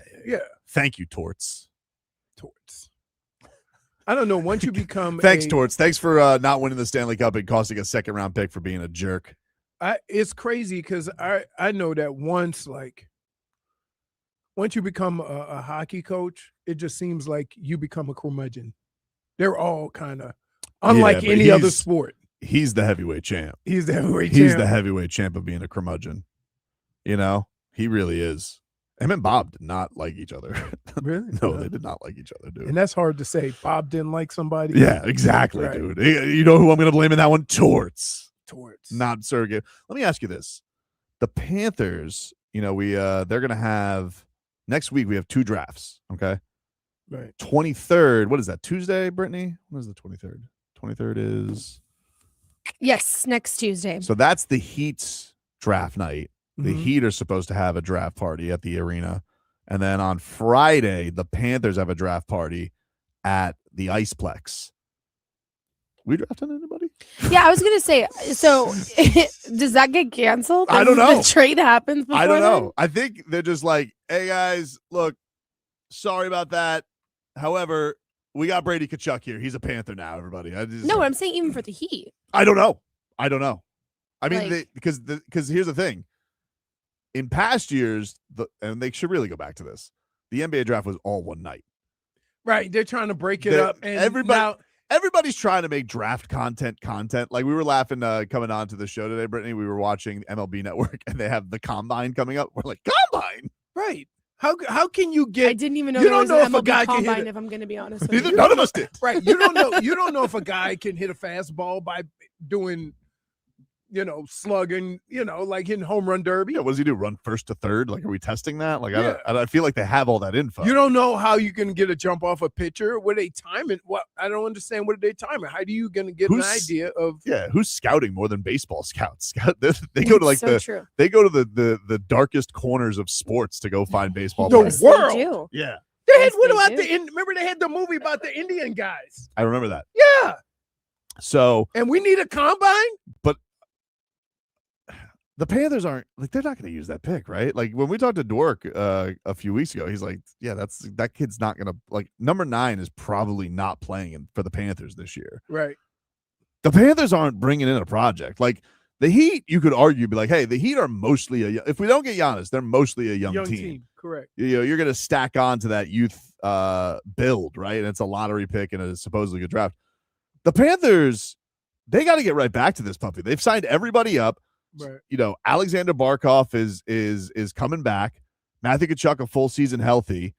We'll see what happens with Sergey if they're gonna you're either gonna have a 38-year-old goalie or probably I would imagine, a highly publicized goalie to replace him. Right. I can't imagine the Panthers aren't flipping that pick. Like that feels like it's going to be a Bill Zito trade party more than a draft party. How does it work because draft capital in the NFL is when you go first, second, third rounders, those are big, right? It only really matters in basketball if it's a lottery pick. How does it work in hockey and baseball? Like trading picks means what? Nothing. Well, this was a conditional pick because this was supposed to be the Seth Jones pick. I don't know, Seth Jones or Marchand. I'm sorry if I messed up. It's one of those two. Right. And because the Panthers, but it was top 10 protected.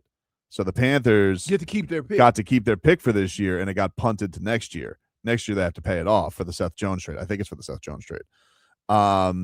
So the Panthers kind of have found money this year. Like this is like a found asset. They probably, like, let's be real about it. The Panthers did not think they were going to go into this year finishing bottom 10 in the league. Right. So you have this added asset to them. It's similar to like, OKC almost having like a treasure trove that's just dropped on their door. I just can't imagine, as aggressive as Bill Zito is like, yeah, we need to go get a 19-year-old to harbor and squirrel away.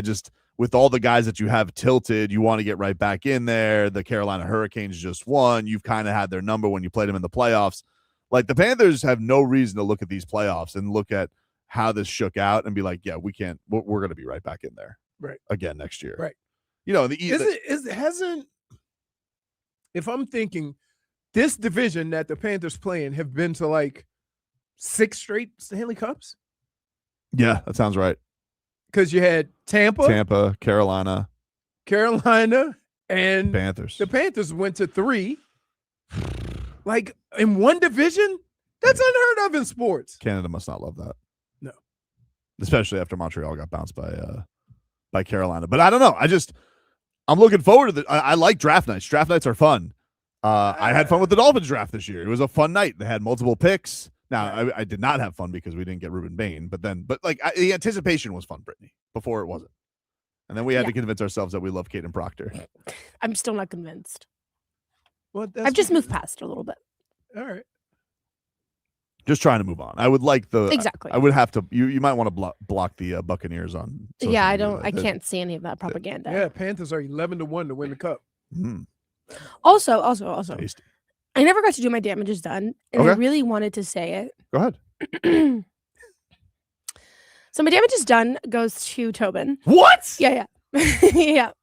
Why? Damages done. I thought on Sunday night, I'm not doing anything. I'm not watching anything. Mm-hmm. Let me be a good producer and throw on UFC 250. Great. When I turned it on, mm-hmm. what I witnessed,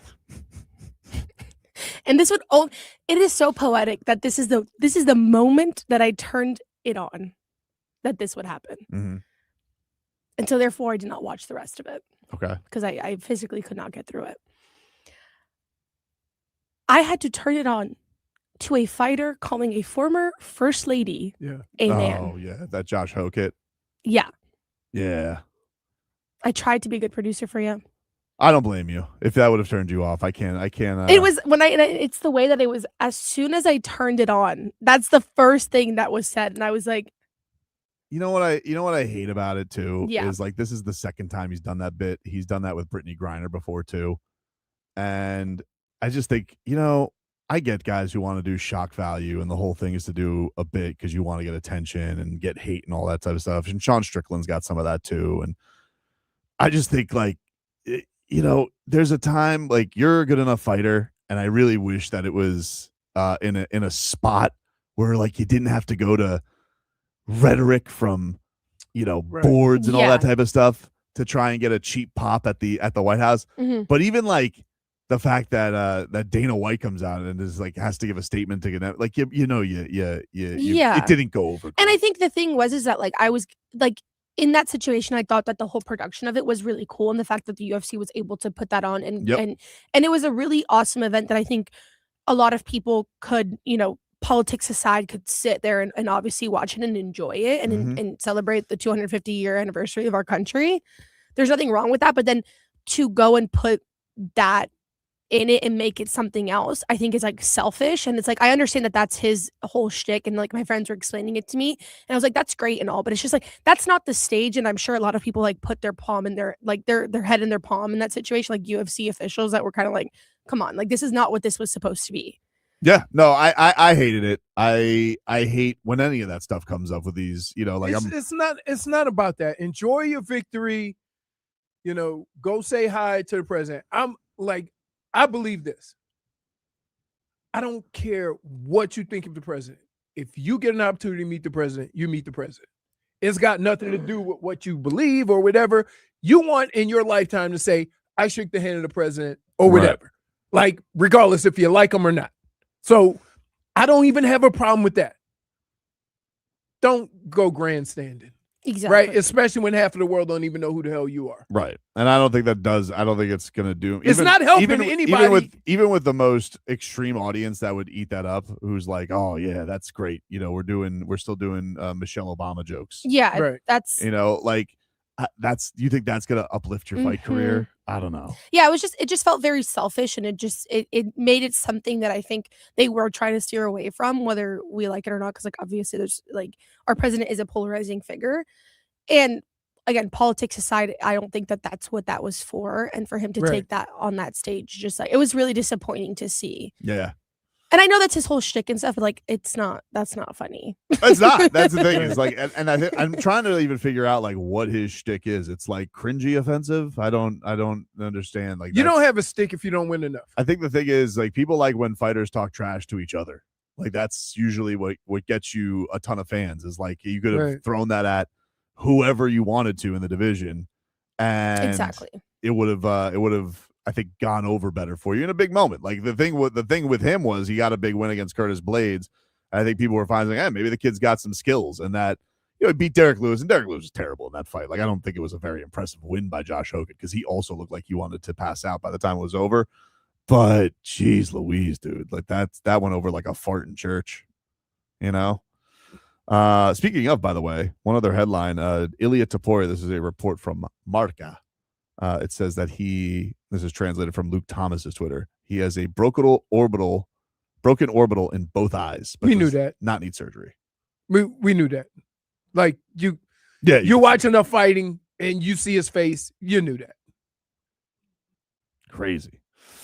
And quickly, give you a weather update brought to you by Tornado Roofing and Contracting. Help you keep your home and family safe when the storm rolls in. Visit tornadoroofing.com for a free roof and window estimate. Currently, it is 91 degrees. Yep. Heat advisory, which is going on today until 6 p.m. Humidity 58%. So very toasty. Very toasty. Gotta stay hydrated, champ. Gotta stay hydrated. We'll take a break. More to come. We're back after this.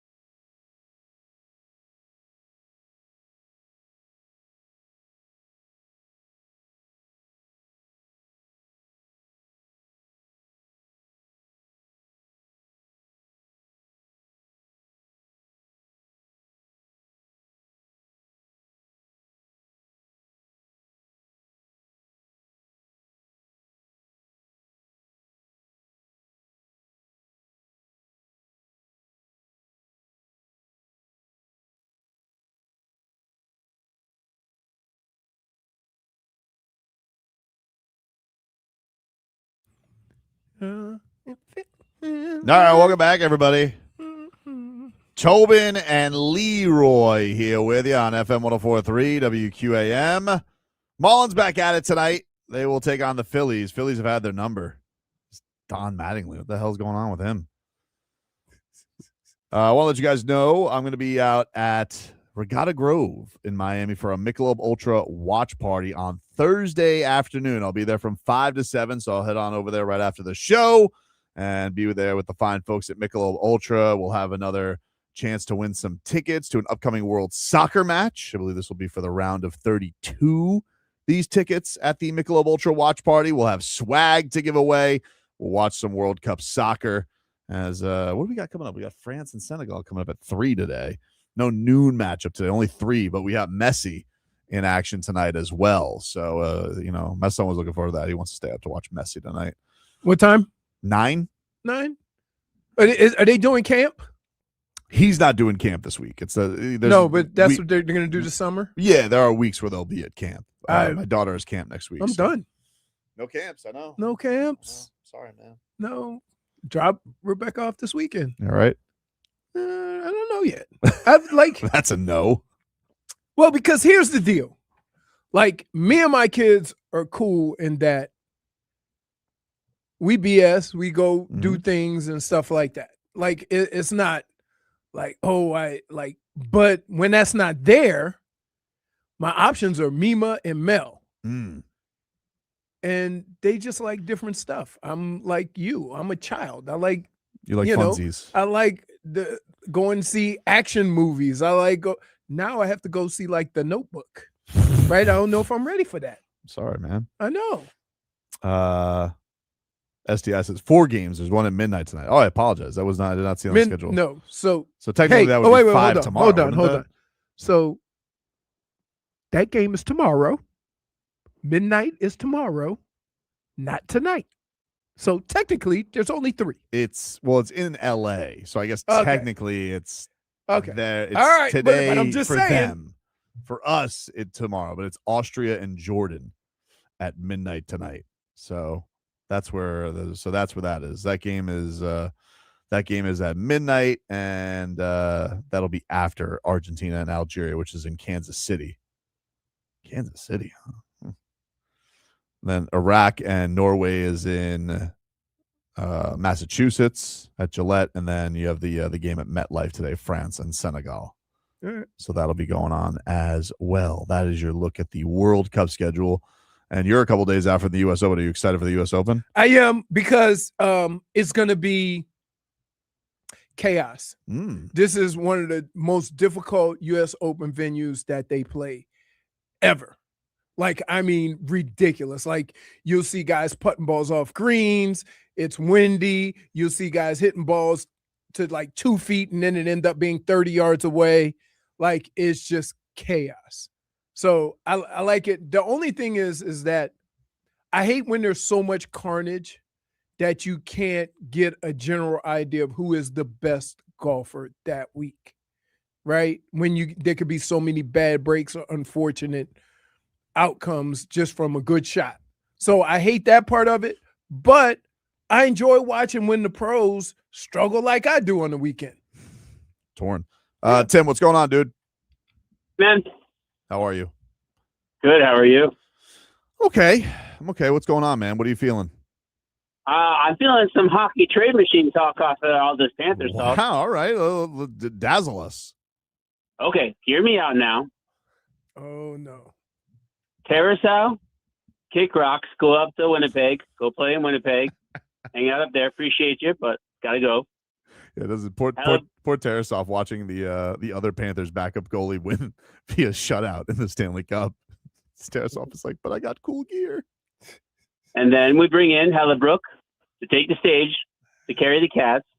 Oh, and then as a consolation, we give old Bob a nice seat on the bench. What? You sit there and rest your old legs. Come in every now and then as the backup goalie on the cheat skis, of course.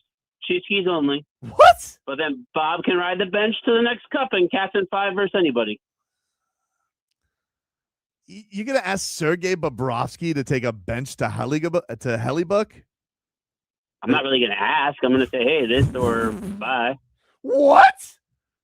You don't want him starting next year? No, Hellebrook, bro. We don't even know if you're going to get Hellebuck. We send Terrasol. Maybe we got to send Mackey for a little sweetener or something, but it works as long as Bob does the cheapskates. I mean, if Bob wants a fat paycheck, I understand, but you got to go then, man. Why doesn't he deserve the fat paycheck? He's won 2 Stanley Cups. He deserves to continue to get a respectful salary as a goalie. Like, everybody thinks because he had bad stats this year, he had a team where he had to do meet and greets with his defenders every single week, and everybody wants to kick him out the door. It's not fair. As a responsible person like Leroy, I have to do what's best for my team, and we have to go younger men. I don't like what you're doing. You're kissing me. I'm not. Hey, listen. It's just disrespectful. Like, you're gonna make Bob say, "Hey, you bench boy now. You're other goalie. We got Hellebuck." Okay. So what's he? So you Leroy, who's undefeated? Father Time, right? Father Time, undefeated. Exactly. He knows it.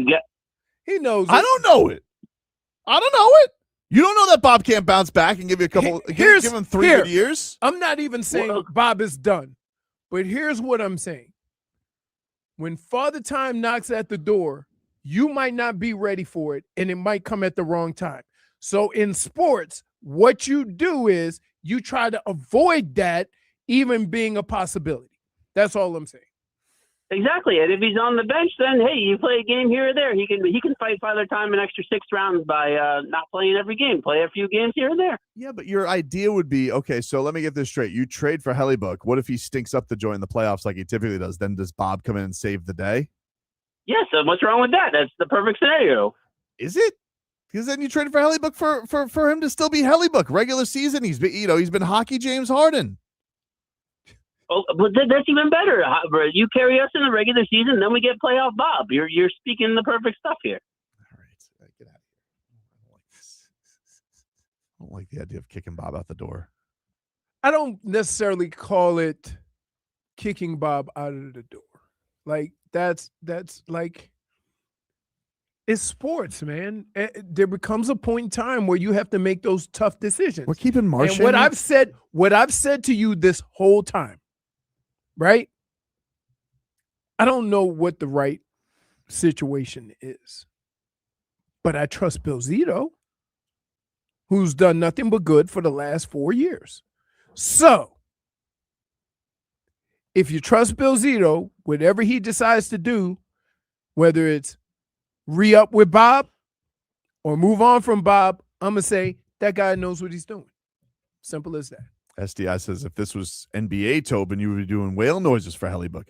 Yeah. You guys are doing this with the guys of, like, if you told me that in this scenario that he could get Anthony Edwards, but I have to make Dwyane Wade walk out the door, I'm not for that. Like, I mean, like, I actually have some loyalty, you know, for the guys who have done the elite winning, and you guys want to kick Sergei Bobrovsky out the door because you think he's too old, that he can't do it anymore, and that he doesn't deserve any money.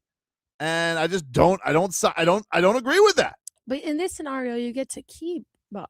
That's not a real scenario. He's not a reasonable caller. Sergei Bobrovsky is not going to ride the bench next year. He's going to have people asking him to start. It's a ridiculous thing. Did you see the goaltending in the playoffs this year? It wasn't very good. It was very I mean, again, I understand all of that. I'm going to say, because I don't know as much as Bill Zito, and he's proven that he's well worthy of making that decision, I'm going to say whatever he decides, I'm good with. Jay says Tobin wasn't this upset when they got rid of Wade. Are you high as a kite, dude? I felt like a family member died when he left. I was so mad at Pat Riley. Now, the only time I was a little perturbed with Dwyane was when he went to Cleveland. I didn't like that. Wait. I didn't like First that. of all, let's be clear. But that was another year. Once he's no longer on your team, you can't tell him it's not where like to go. It's not like he left the Heat to go to the Right. Okay. Actually, because you guys are very, very void of the facts. Here we go. Oh, Brittney, here What we go. happened Here we that go. year? The Heat didn't want to re-up it with him. No. Okay. Okay. The Heat were cheap bastards, didn't Yes. pay Dwyane Wade. Yes. Yes. This Okay. we have established. That was Yeah. the Heat's fault. Mm-hmm. He Yeah. has 1 year with the Bulls. It Mhm. was not great for them because remember, him and Jimmy Butler were making a stink. Right. And Right. they Right. beefed with half the locker room. They hated Fred Hoiberg. Mhm. Then the next year, he got bought out by the Chicago Bulls. And they're like, hey, we'll see you. Thanks for the 1 year. And so he had the opportunity. He could have gone to Miami, re-signed. That's what happened. Oh, I Miami? understand. Or Cleveland. And he decided, instead of going to the Heat, which had just had this weird year with Dion Waiters and Goran Dragic and Josh Richardson, instead of going to that team, he decided, I'm going to go to Cleveland and re-up and play with LeBron, which was also a disaster and not great for him. They do all these cute little interviews with Rachel Nichols. And then what happened in the middle of the year? LeBron kicked him out the door and traded him to Miami anyway. Okay, but here's the thing. Do you understand why he didn't go back to the Heat? Because that would just have been going back on his word. He was trying to make a point. I understand why he didn't go back to the Heat, but he ultimately ended up with the Heat in 4 months anyway, and he wanted to be there. That's fine, but he was trying to make a point. Delayed happiness, Brittany. Delayed happiness. He was trying to make a point. Look, and he had every right to make that point he was because they upset. did him dirty. They did do him dirty, but he ultimately wanted to be there and not in Cleveland because Cleveland sucks. You broke Leroy. I'm just saying what happened. He's upset now. But I was very upset when Dwyane Wade left. This is how Leroy becomes a hater. Listen to this garbage right here. I'm trying. You I mean was. the trying fact- to That's fix what it. happened. That's what happened. Win. That's what I happened. tried. That's what happened. Let me tell you something. Mhm. First of all, once the Heat said, we're not paying you, Mhm. all bets are off. I agree. Okay, simple as that. So all these decisions that you're hearing, I hate when he did this, I hate when he did that, or whatever. Hey, what did this? Stop making it multiple things. It was one thing. I don't like what you're doing. See, Okay, now okay. You're when we say, massaging what I hate- said. No, because here's what you said. He went to Cleveland and he could have came back here. Mhm. Why? As petty as you are, Mhm. would D Wade have come back down The here? exact reason why I was happy to be traded 4 months later to the Heat. Okay, but that different. It's not. Okay. How could you say okay, that? Okay. Well, then how could Okay. you say that? Okay, because So maybe at that Because point what was when he his other wasn't option? playing, Yeah, like what was his other option? Right. he could have at that signed with the point? Heat. he would have said, as long as I No, have no. options and the Heat is one of I'm After- choosing the other one. Okay, well, After he didn't Cleveland. choose the other one because then he wanted to be traded back in 4 months. That was after he wasn't playing. Sometimes the Oh, grass oh, isn't really? greener on the other side. What did the rice doesn't always That smell was better? me, though, Brittany. I was sitting here telling you the Cleveland grass sucks, Dwyane. Don't do it. Okay, but That was he literally needed what to I be- was doing. he I was needed to be sitting here petty. telling him, don't do it, Superman. That's losing your cape. Don't go to Cleveland. That's it. No one's saying that you were wrong. We're just You guys saying- just said I was wrong. No. I said, Don't mince I don't words. care. I can understand Oh no. if you're mad You woke that up he went to Cleveland. I wouldn't even say mad. I was perturbed. And a little Okay, bothered. perturbed. Whatever you want to, whatever word you want to use. Okay, but if I put you in D Wade's shoes, exactly. there's no way in hell you're coming back to Miami unless it's the bottom of the last move. It was your last resort. Right, and that's He what was he trying to It was. make wasn't a his last point. resort. He could have been traded anywhere. He wanted to be traded here. Why not go back home? Because he He realized went to Chicago. What did- That what did- also No, I'm didn't work saying out back great. here. what did Jaylen Brown say? The neighbor's rice rice is always always smells smells better. better. The Yeah, ni- but I told him the rice smelled terrible immediately. he wasn't Did- listening to you. He wasn't maybe to listening to him- reason at that moment. Maybe to him, the petty was stronger than the rice. Exactly. That's just discerning But your that's sense. what you would do. You were sitting here getting mad at the Oh, Dude, you woke I up. wasn't Dude, mad. let me tell you. You I woke up wasn't Jennifer. mad. I want you to stop saying that. I was Jennifer mad. had to come into the Slightly conversation. perturbed and Oh bothered. my goodness! I could never be mad You at see, Dwyane Wade. you see why everybody calls me Negative Nancy? Listen to this guy. If I were to take him and put him in D Wade's shoes, he would say, "I'd go to China and play basketball before I went back That's to not true. those ingrates." That's not true. You would have. Tobin, you would. You're the worst. Tell the truth. I am telling the truth. Speak your I'd truth. rather be home and happy than be in Cleveland. After Okay, after what the Heat did, after what the Heat did to Yes, D-Wade? because if I have my options, if I'm going to be somewhere, I'd rather be someplace where I'm looked at upon as a hero than just a reason that we lost, which is what he was looked upon so as you Cleveland. would drop all petty. Petty was already done. No, it wasn't. The petty was done. That, but you think petty, but you still have petty. You're silly. Your You don't petty think lasts forever. no, because you don't think that in his mind when he went to Cleveland, he was thinking, "I'm gonna go join LeBron James in Cleveland. I And think- I'm going to make I'm a sure run at s- the finals. And what if I win a championship I'm without them? And I'm sure- going to prove to them that I was worth it and they should have given me that money. Did you see him in the number 9 jersey? I- Like immediately? I was, Tobin, when he left the Miami Heat, I cried myself to sleep that night. Me too. Like, and that's not even joking. So But that was- so I believe me. Yeah. I was heartbroken. And when he went to Cleveland and wore that number 9 jersey, I've never felt pain Yeah. like that before in my life. That's why I was But I perturbed. understood why he did it. Yeah. I understood why he did it. I think He took the back seat Mhm. all those years. He asked for one thing, and then you go I and give agree with you. Hassan Whiteside all that money. It was a slap in the face. It was a slap in the face. There's nothing that you're saying And you is said wrong. in 6 months he should have been over that? I'm not saying in 6 months that he should have been Okay. over it. I'm saying that in 3 more months he was over it. But that's when the options were limited. No, it's because he realized Cleveland sucked and it was a bad decision. Okay. You've never gotten rid of Petty that quick. That's not true.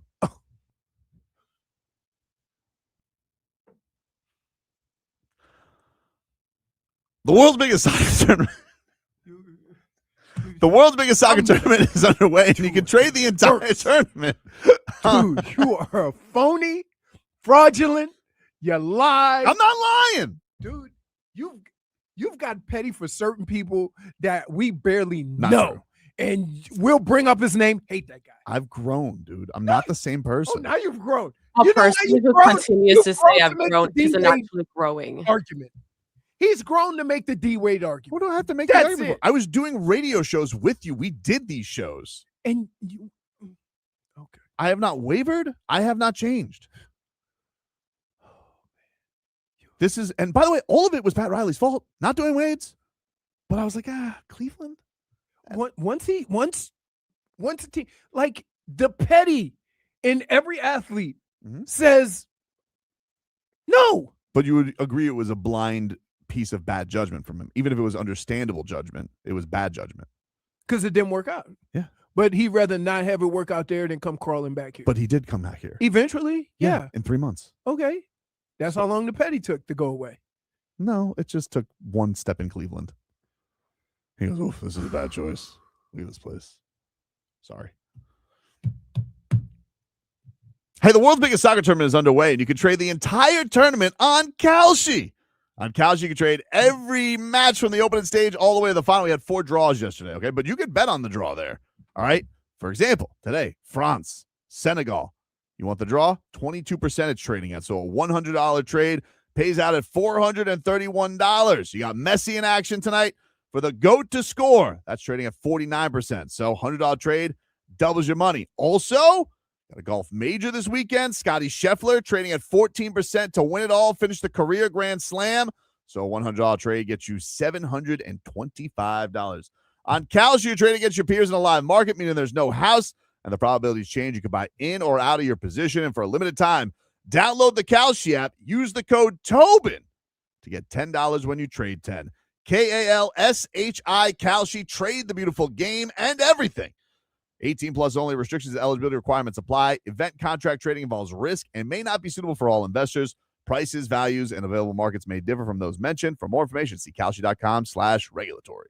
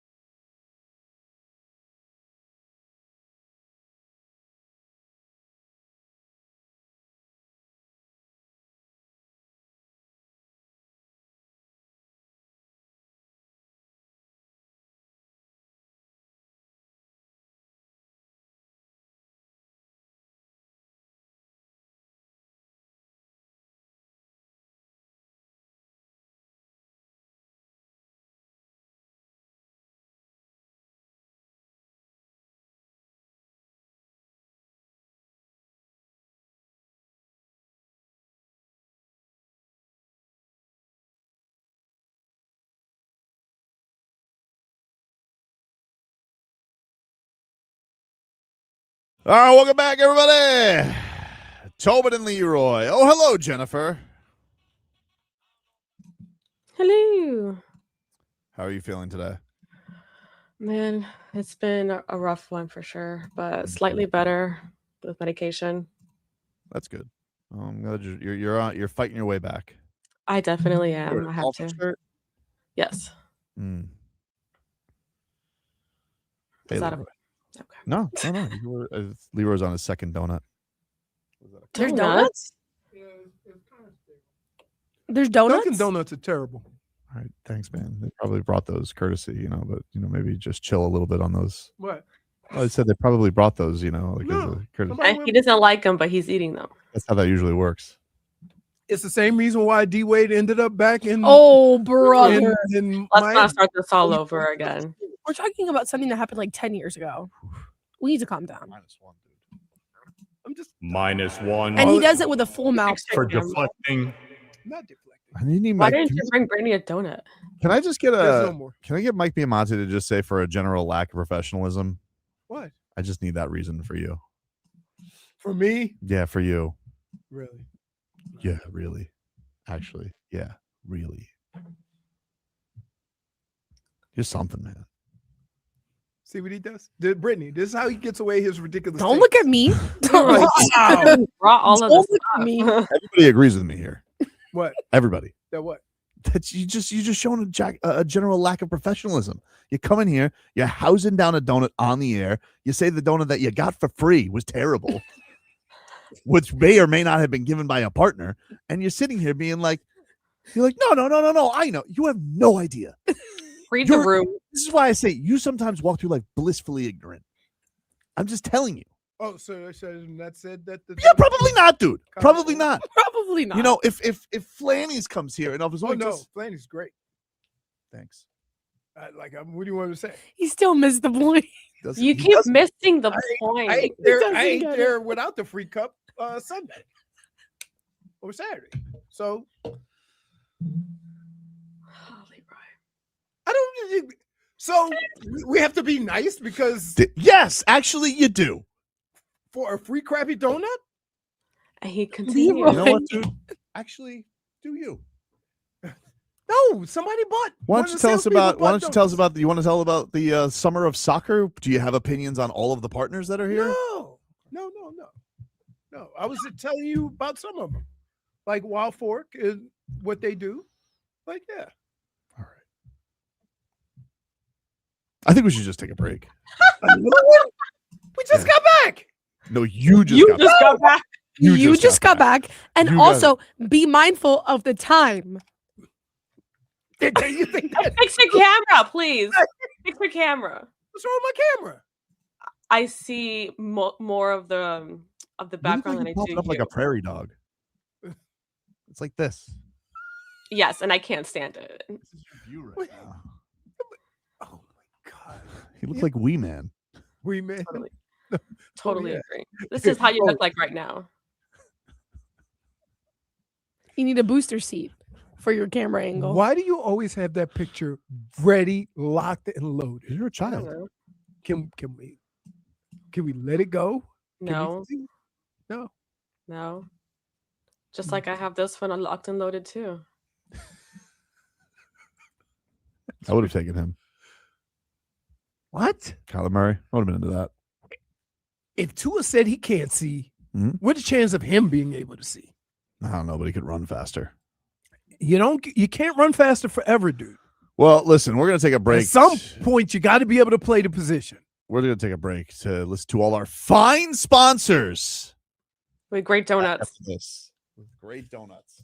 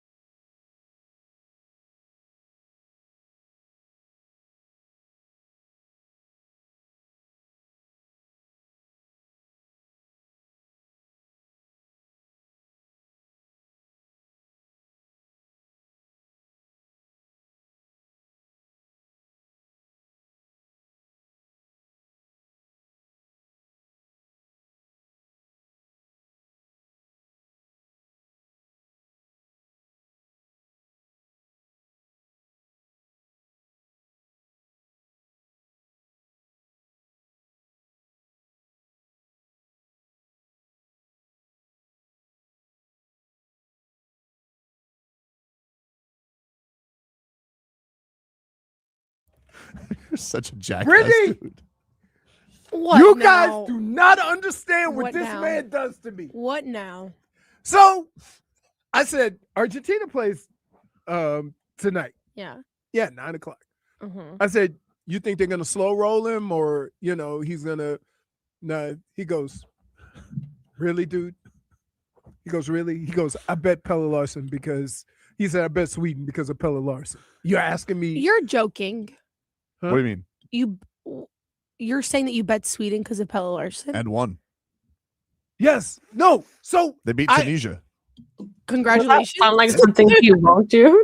No, my point was he was asking me about Argentinian strategy with Messi. I'm like, yes, you're asking me about Argentina against Algeria. but I was just. Do you want me to call Chris Whittingham? Like, what do you want me to do? You see what I mean? You see how he treats me?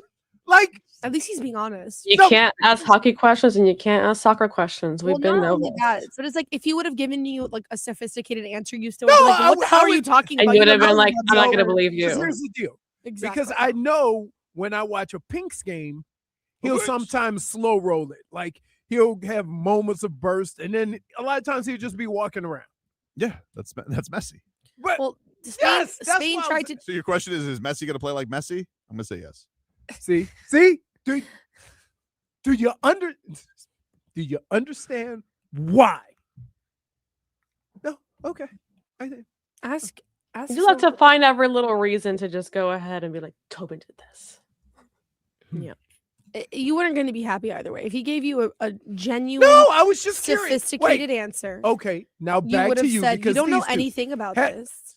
I've asked him a lot of questions where I will call and ask him a question because I trust his answer more than anybody else. Is this not accurate?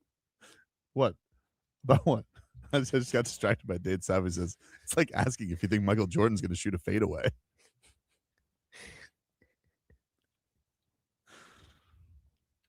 See, this is what Weather update brought to you by now Tornado we're doing Roofing and Contracting, helping homeowners stay safe this storm season. Visit tornadoroofing.com for a free roof and window estimate. You want to do it or you want me to do it? do your own damn weather.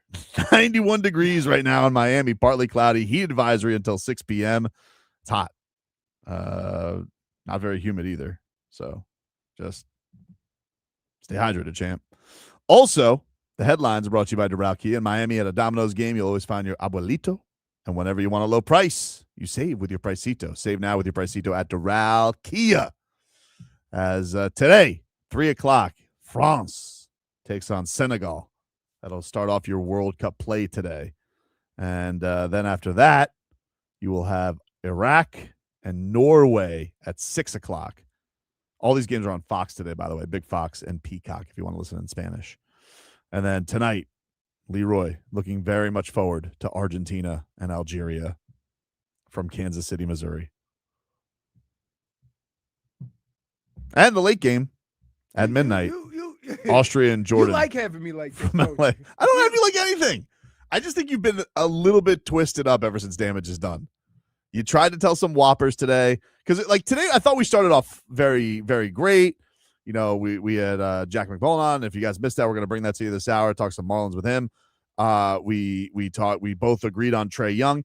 And then you went down this weird rabbit hole of like, I'm Mr. Positive. And I just think you've been a lost cause ever since because like it's a ridiculous statement by you. You just haven't quite been the same. You know, you're chowing down donuts on the mic. That's not new, but like it's, you know, then you're hosing down people left and right. Not hosing down anybody. You know, I didn't hose down anybody. You're looking to support from Brittney. Brittney's like, you were rats off my ship last week. You know, you didn't support us. And I don't know. And then you're like giving me this thing. Like, I'm not trying to badger you. I'm really not. I just think that some of your questions are ridiculous. That's all. Mm-hmm. But the Marlins are back at it today at 6:40. First pitch. 6 o'clock, Steven Strom will get you going with Marlins on deck. And you got Tyler Phillips on the hill. He's got a new method, which is he doesn't slap himself anymore. He just apparently stares at a picture like a maniac in the tunnel. So do with that what you will. In other words, he does weird stuff. He's just a weird guy. He's a weird guy, but has been pitching really well. We had people in a locker room that did weird stuff. Who was the weirdest guy? Steve Everett? No. Steve, I would say this. Steve Everett was nasty, right? But he was one of those guys that just showed up and said, I'm here for football. Where's football being played? All right. He wore shorts when everybody else was wearing suits. He wore a Marine, like a Army jacket everywhere, no matter how cold it was. He wore that jacket and shorts, and he sometimes wore his game shoes. Now, this is whether it's a home game or we on a plane. So I wouldn't say that he did odd things. I say when I was in college with him, same outfit. So he was closer to being who he was than any of us.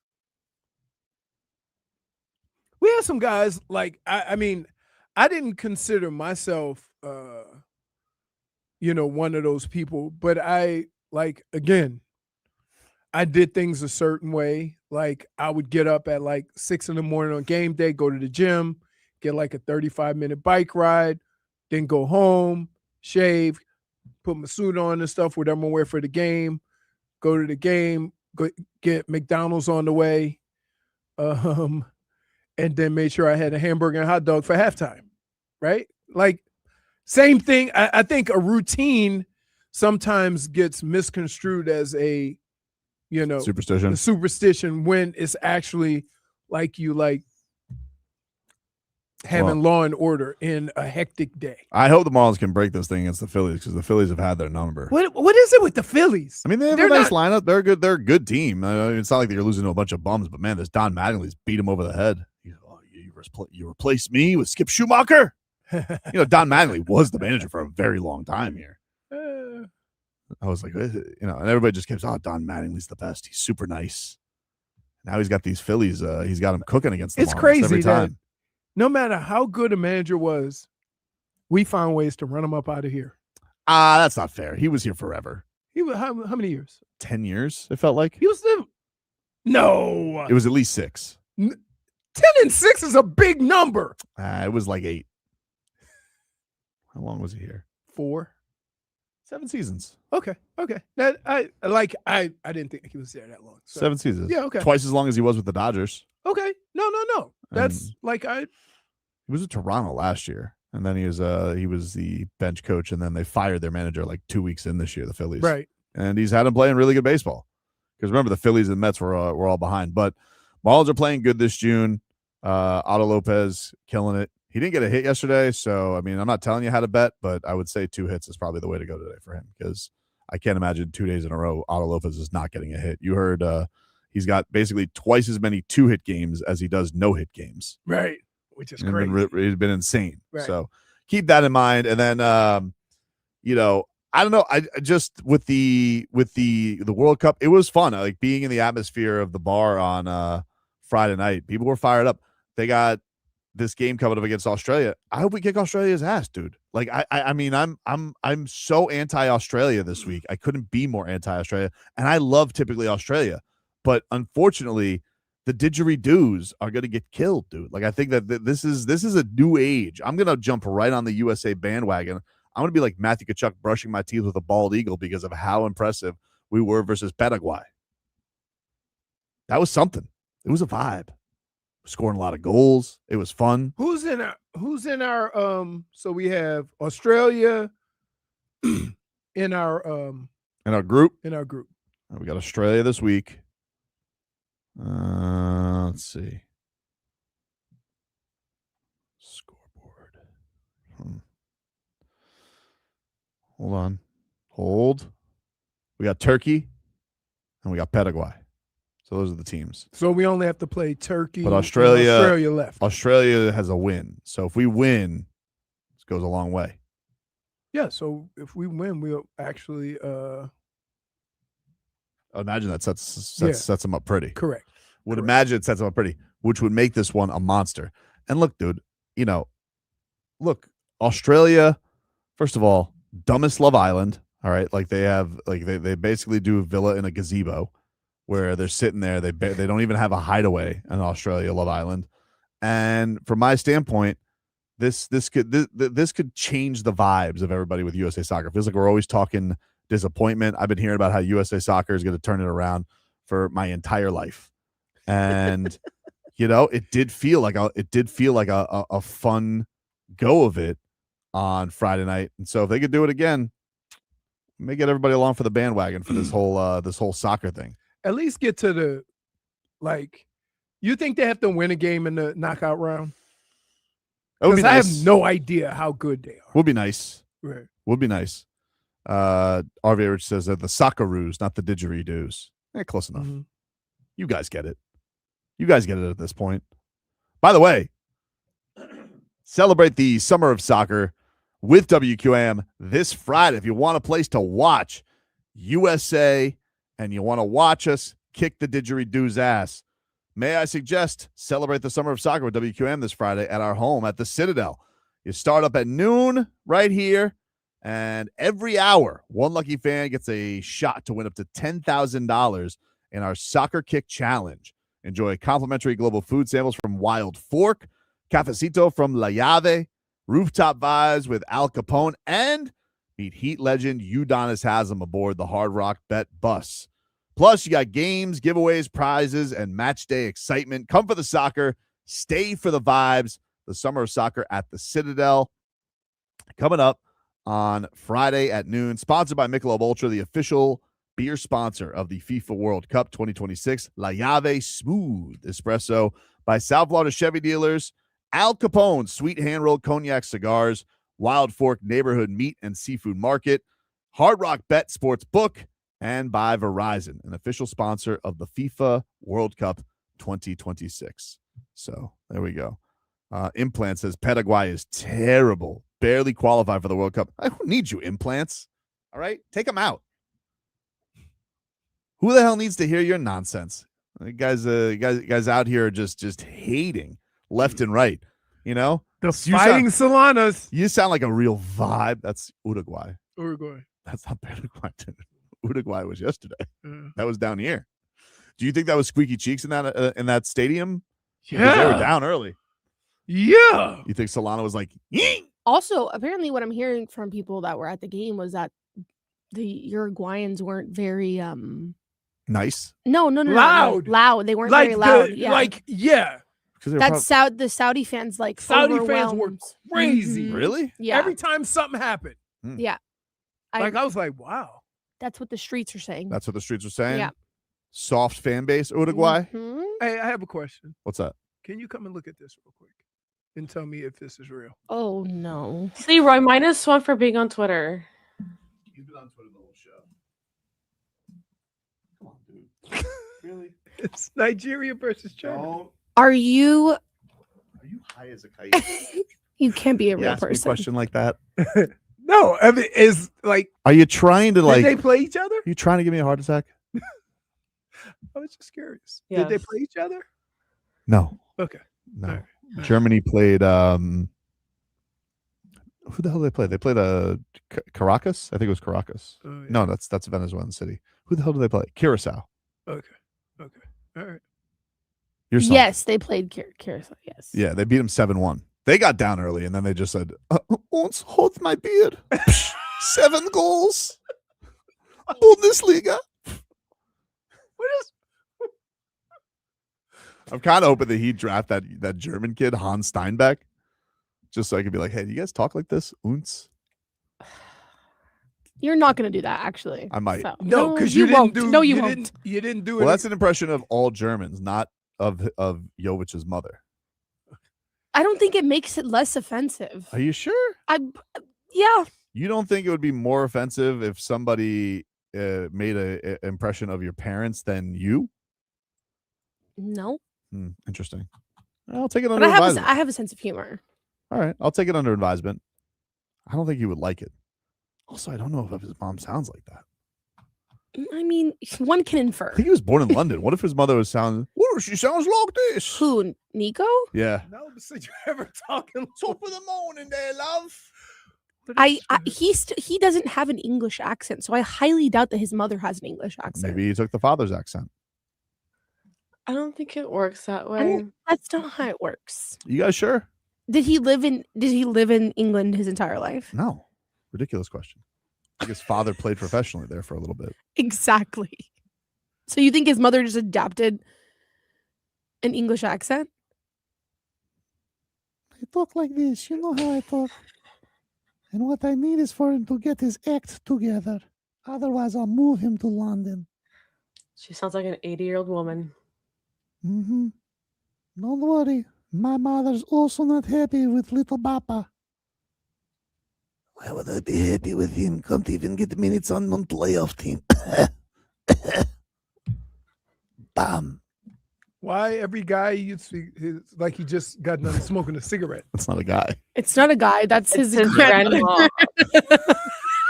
Babushka Senior. Okay.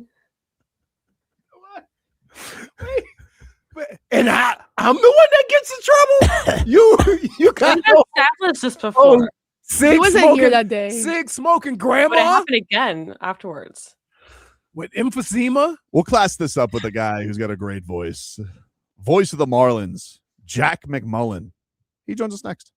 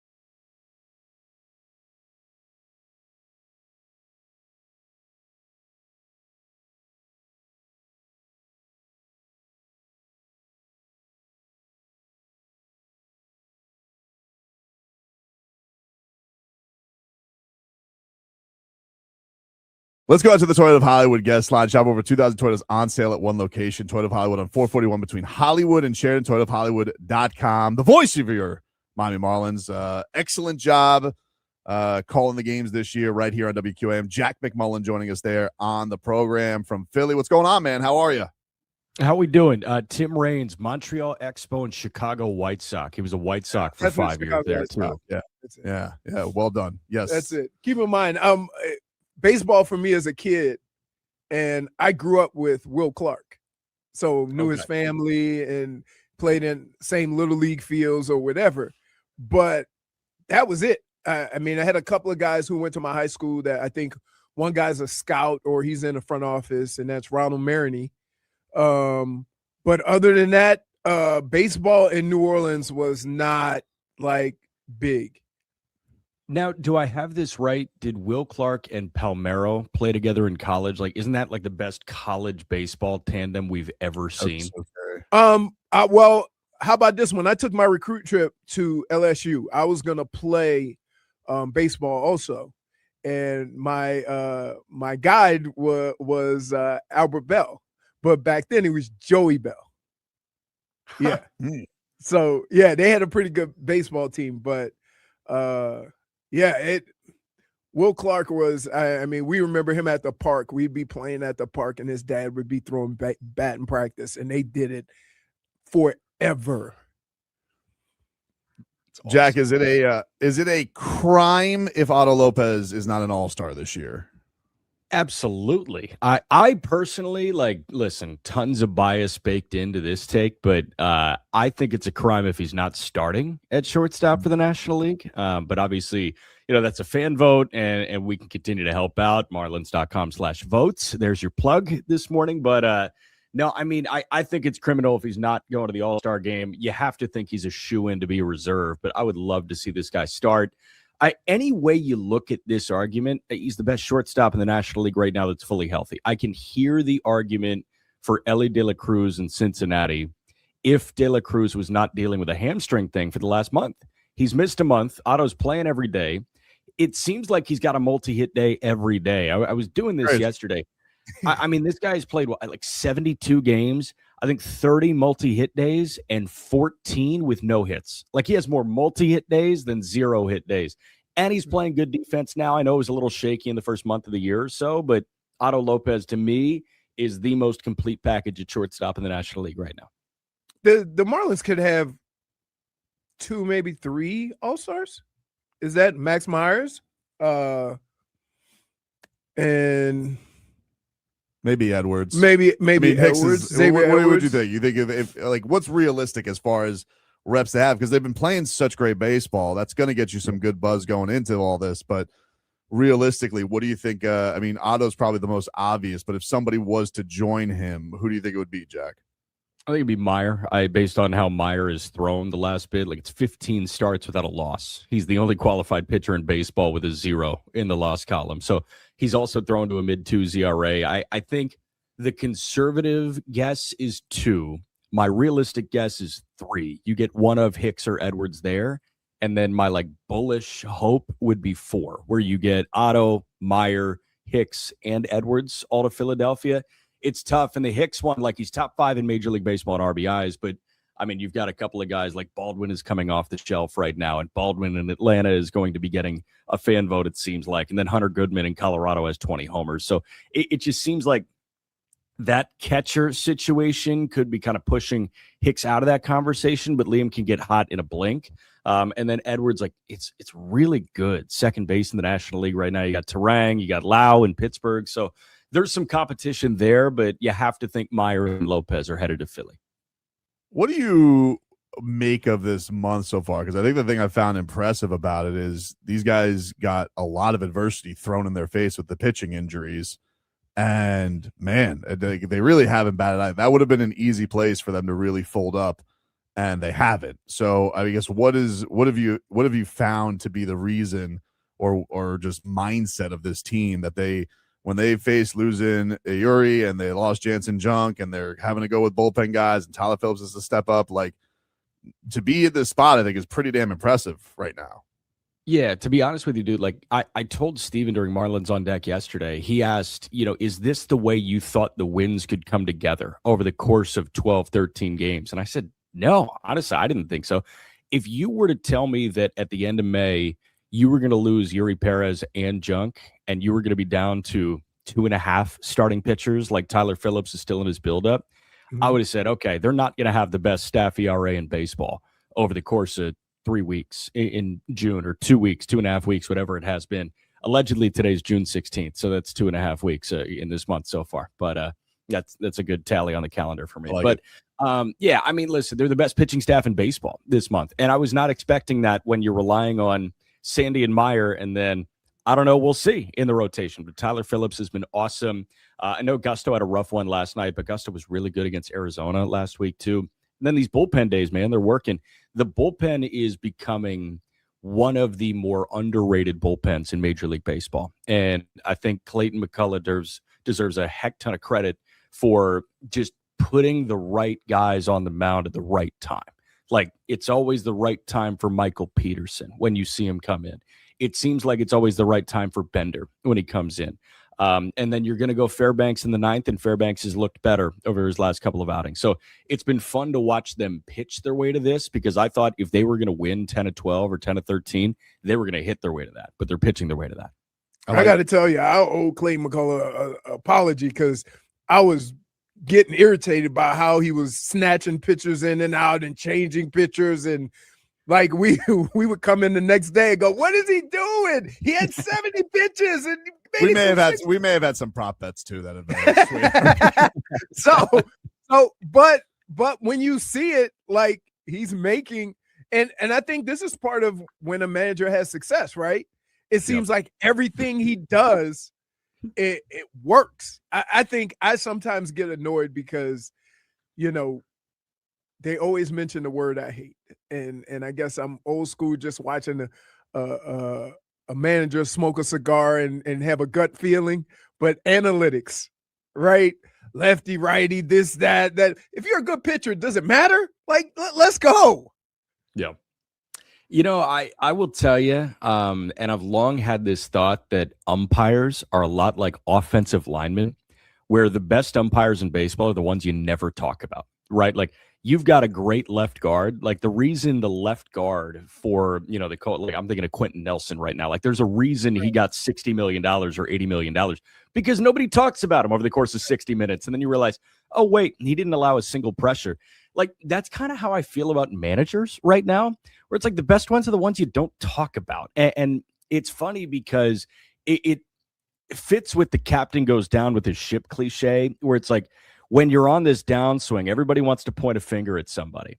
And then when things are going well, it's like, oh, but look at all the players performing right now. It's like, sometimes they're hitting the right buttons too, and it's fun. Right.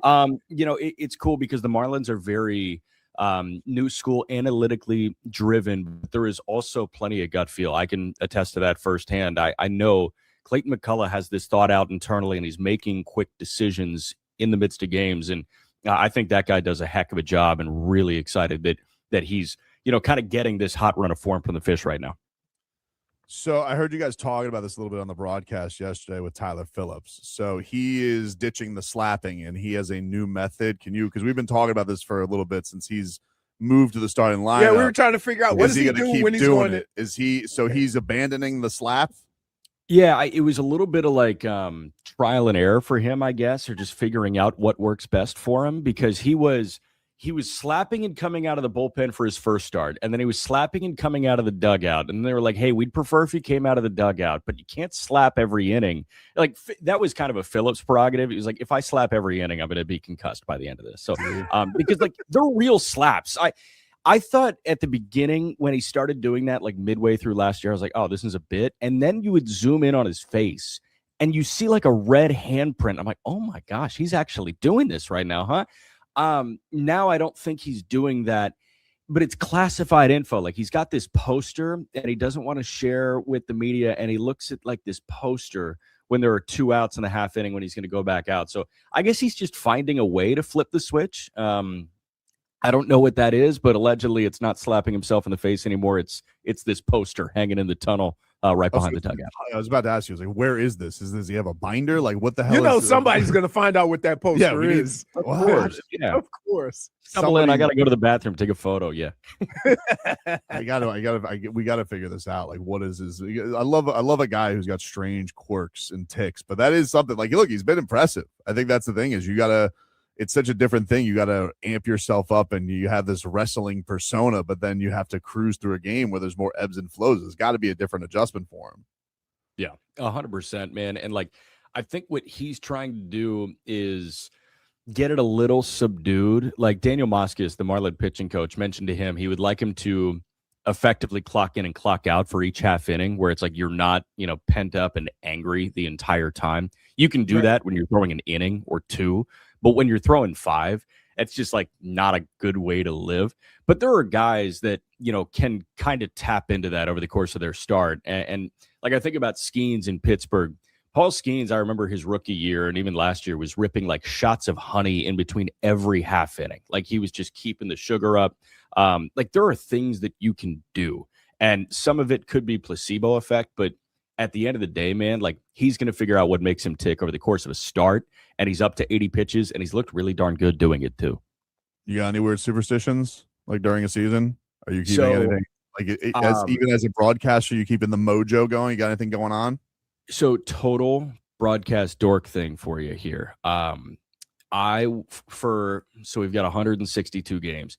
Last year I probably did it like 100 times. This year I'll probably do it like 80 times. But whenever I feel like I don't have all of it there vocally, I take 2 Hall's cherry cough drops and I put them in like a plastic bottle of water, shake it up, dissolve it, and between every half inning, I take a little sip, and it's like you're drinking a cough drop. And that's what I got for you. Is it uncouth these days? Like back in the day, you had these guys who would just rip shots, like the whiskey would keep the voice strong. Like as coming up as a young broadcaster, did they take that out of the game? Like, Bob Uecker style, where you're sitting there with the bottle, because you just, like it's just old school mentality of baseball. I mean, no one's ripping cigarettes in the clubhouse anymore, but like, is that beaten out of broadcasters these days? Yes, and I won't say unfortunately or fortunately, but after this, I'll put together a list of everybody that I would get in trouble with if I did that, and I'll shoot it your way. But I would assume some of them would be the Odyssey people. It's like, we can't have this happening right now. But you know what? Talk to me in 50 years, and we'll see if the Harry Carey cycle comes back in baseball. I mean, bunt is coming back, so why can't the beer in the booth come back? It does do good for your voice though. Like I had my buddy, we were doing a weigh-in for fighting, and he was really like freaking out about his voice, and he's like doing the tea and all this type of, and I have this mentality, Jack, tea sucks. All right. Nobody likes tea. You just do it as like a professional thing. You think it helps your voice. But I told him, like, hot toddy, baby. I'm telling you, dude. I told him, I said, hey, you're going up there. You got to get this crowd ready for this weigh-in. Go rip a shot of whiskey beforehand, and you're gonna be good. And he goes, my God, that worked. I'm like, of course it works. Sometimes the old school method works. Hot toddy. Hot toddy. My grandmother, we used to go over my grandmother's house with the cough all the time. She said, what's something about the old baby, let me make you a hot toddy. She put the honey, the shot of Jack, squeeze a lemon, and we like, yeah. And all of a sudden everything feels good, right? It's not just the throat. It's like, oh, that little headache is gone and all that. I hear you. What do you your throat is coated real nice with the honey. Oh, perfect. What are you binging on the road? Like, what is the go-to entertainment for yourself when you're trying to wind down from baseball? You watching that Love Island? What do you got going on?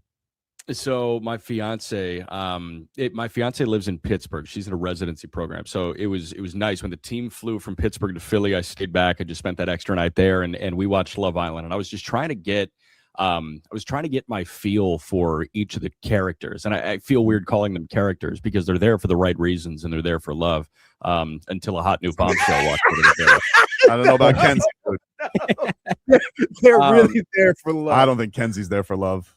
No, Kenzie doesn't seem like she's there for love. You know who really grinded my gears was Corbin. I can't figure out his vibe, man. Nobody can. He seems like AI. He doesn't seem like a real human.